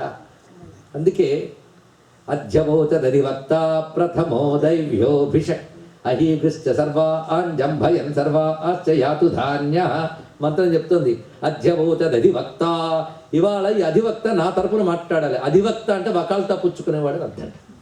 అధివక్త అంటే భక్తుల పక్షంతో మాట్లాడతాట. ఎంత గొప్ప మాట, అధివక్త. అధివక్త ఇవాళ నా వైపు ఉండాలి. ఈయన కానీ నా వైపు ఉన్నాడా, బాధించే శక్తులు నా దగ్గరికి రాలేవు. నా కర్మ కొద్దే అవి నన్ను బాధిస్తాయి, కానీ శివుణ్ణి ఆశ్రయిస్తానని నేను చేయలేవు అవి. అది అంత ధైర్యంగా చెప్తున్నాడు. ఆ రుద్ర మంత్రం చూడండి. నేను ప్రథమ దైవ్య భిషక్, ఆయన ప్రథముడు. యో దేవానాం ప్రథమ పురస్తాత్, వేదం చెప్తుంది మాట. ఎవడు దేవతలందరికీ ప్రథముడు, ఆదిదేవుడు, మహాదేవుడు ఆయన దైవ్య. తర్వాత దైవ్య అంటే దేవతలకు కూడా అంతర్యామి.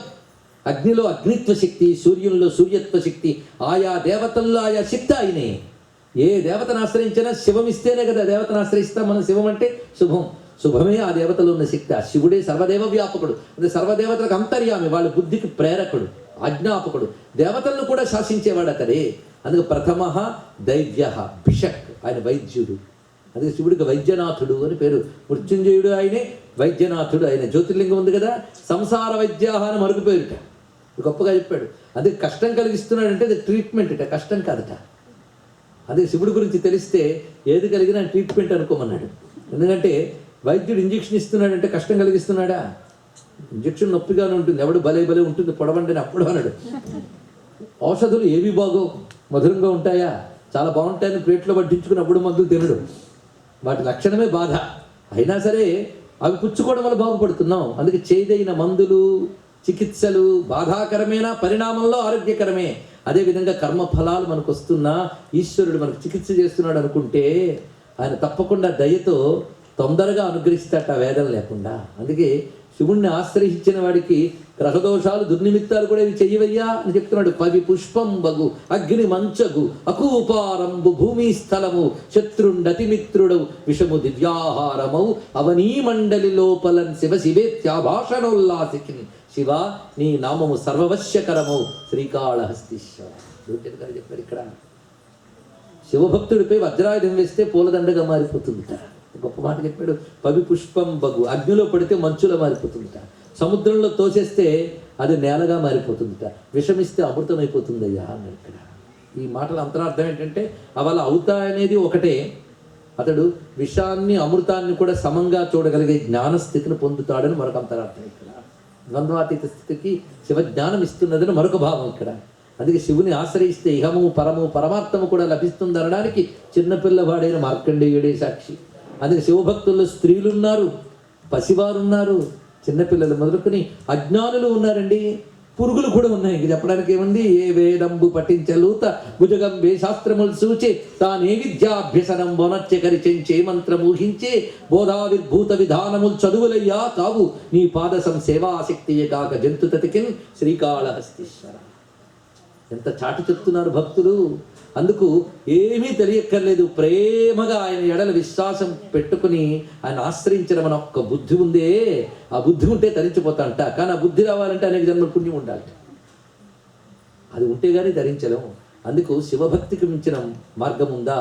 అందుకే నిన్న చెప్పుకున్న శివయోగాన్ని మరొక్కసారి స్మరించుకుంటే శివజ్ఞానం, శివభక్తి, శివధ్యానం, శివార్చన, శివవ్రతం, ఈ 5 కలిపి శివయోగం అని చెప్పబడుతున్నది. ఈ శివయోగం శివుడితో యోగం ఇస్తున్నది, మనకి కలయికనిస్తున్నది.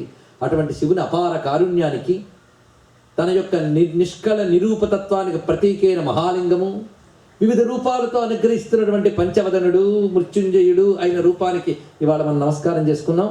ఇంకా మిగిలిన రేపు శివుడు ఎన్నెన్ని మూర్తులు వస్తారో చూద్దాం. ఆయన ఇష్టం, మనమా రేపు వచ్చే స్వామి మూర్తులు చూస్తూ స్వామి ఉపచారాలు ఎలా చేయాలి, ఏ ఉపచారానికి ఏమిటి ఫలితమో రేపు తెలుసుకుందాం. వివిధ శివమూర్తులు మరికొందరు ఉన్నారు, వాళ్ళని రేపు దర్శిద్దాం. అంటే నిన్న శివలింగ ప్రతిష్ఠ అయింది, ఇవాళ అప్పుడే శివలింగం నుంచి 2 మూర్తులు వచ్చేసాయి మన కోసం. ఒకడు పంచముఖుడు, ఇంకోడు మృత్యుంజయుడు. ఇంకా రేపు ఎవరు వస్తున్నారో చూద్దాం. అన్ని మూర్తులు మన కోసమే. అటువంటి శివమూర్తులకు నమస్కరిస్తూ, ఆ మహాలింగమునకు నమస్కరిస్తూ, బ్రహ్మమురారి సురార్చిత లింగం నిర్మల భాషిత శోభిత లింగం జన్మజ దుఃఖ వినాశకలింగం తత్ప్రణమామి సదాశివలింగం. స్వస్తి ప్రజాభ్య పరిపాలయంతాం న్యాయేన మార్గేణ మహిమహీషాః గోబ్రాహ్మణేభ్యः శుభమస్తు నిత్యం. లోకాः సమస్తాः సుఖినో భవంతు. కాళే వర్షతు పర్జన్యః పృథివీ సస్యశాలినీ దేశోऽयं శోభరహితో బ్రాహ్మణాः సంతు నిర్భయాः. అపుత్రాः పుత్రిణः సంతు పుత్రిణः సంతు పౌత్రిణः అధనాः సధనాः సంతు జీవంతు శరదాం శతం. మంగళం కోసలేంద్రాయ మహనీయ గుణాత్మనే చక్రవర్తి తనూజాయ సార్వభౌమాయ మంగళం. నమః శివాయ సాంబాయ శాంతాయ పరమాత్మనే మృత్యుంజయాయ రుద్రాయ మహాదేవాయ మంగళం. విశ్వనాథాయ మంగళం. సాంబదేవాయ మంగళం. సర్వమంగళ మాంగళ్యే శివే సర్వార్థ సాధికే శరణ్యే త్రయంబకే గౌరీ నారాయణి నమోస్తుతే. శ్రీమద్రమారమణ గోవిందో హరి గోవింద. నమః పార్వతీపతయే. హర హర మహాదేవ.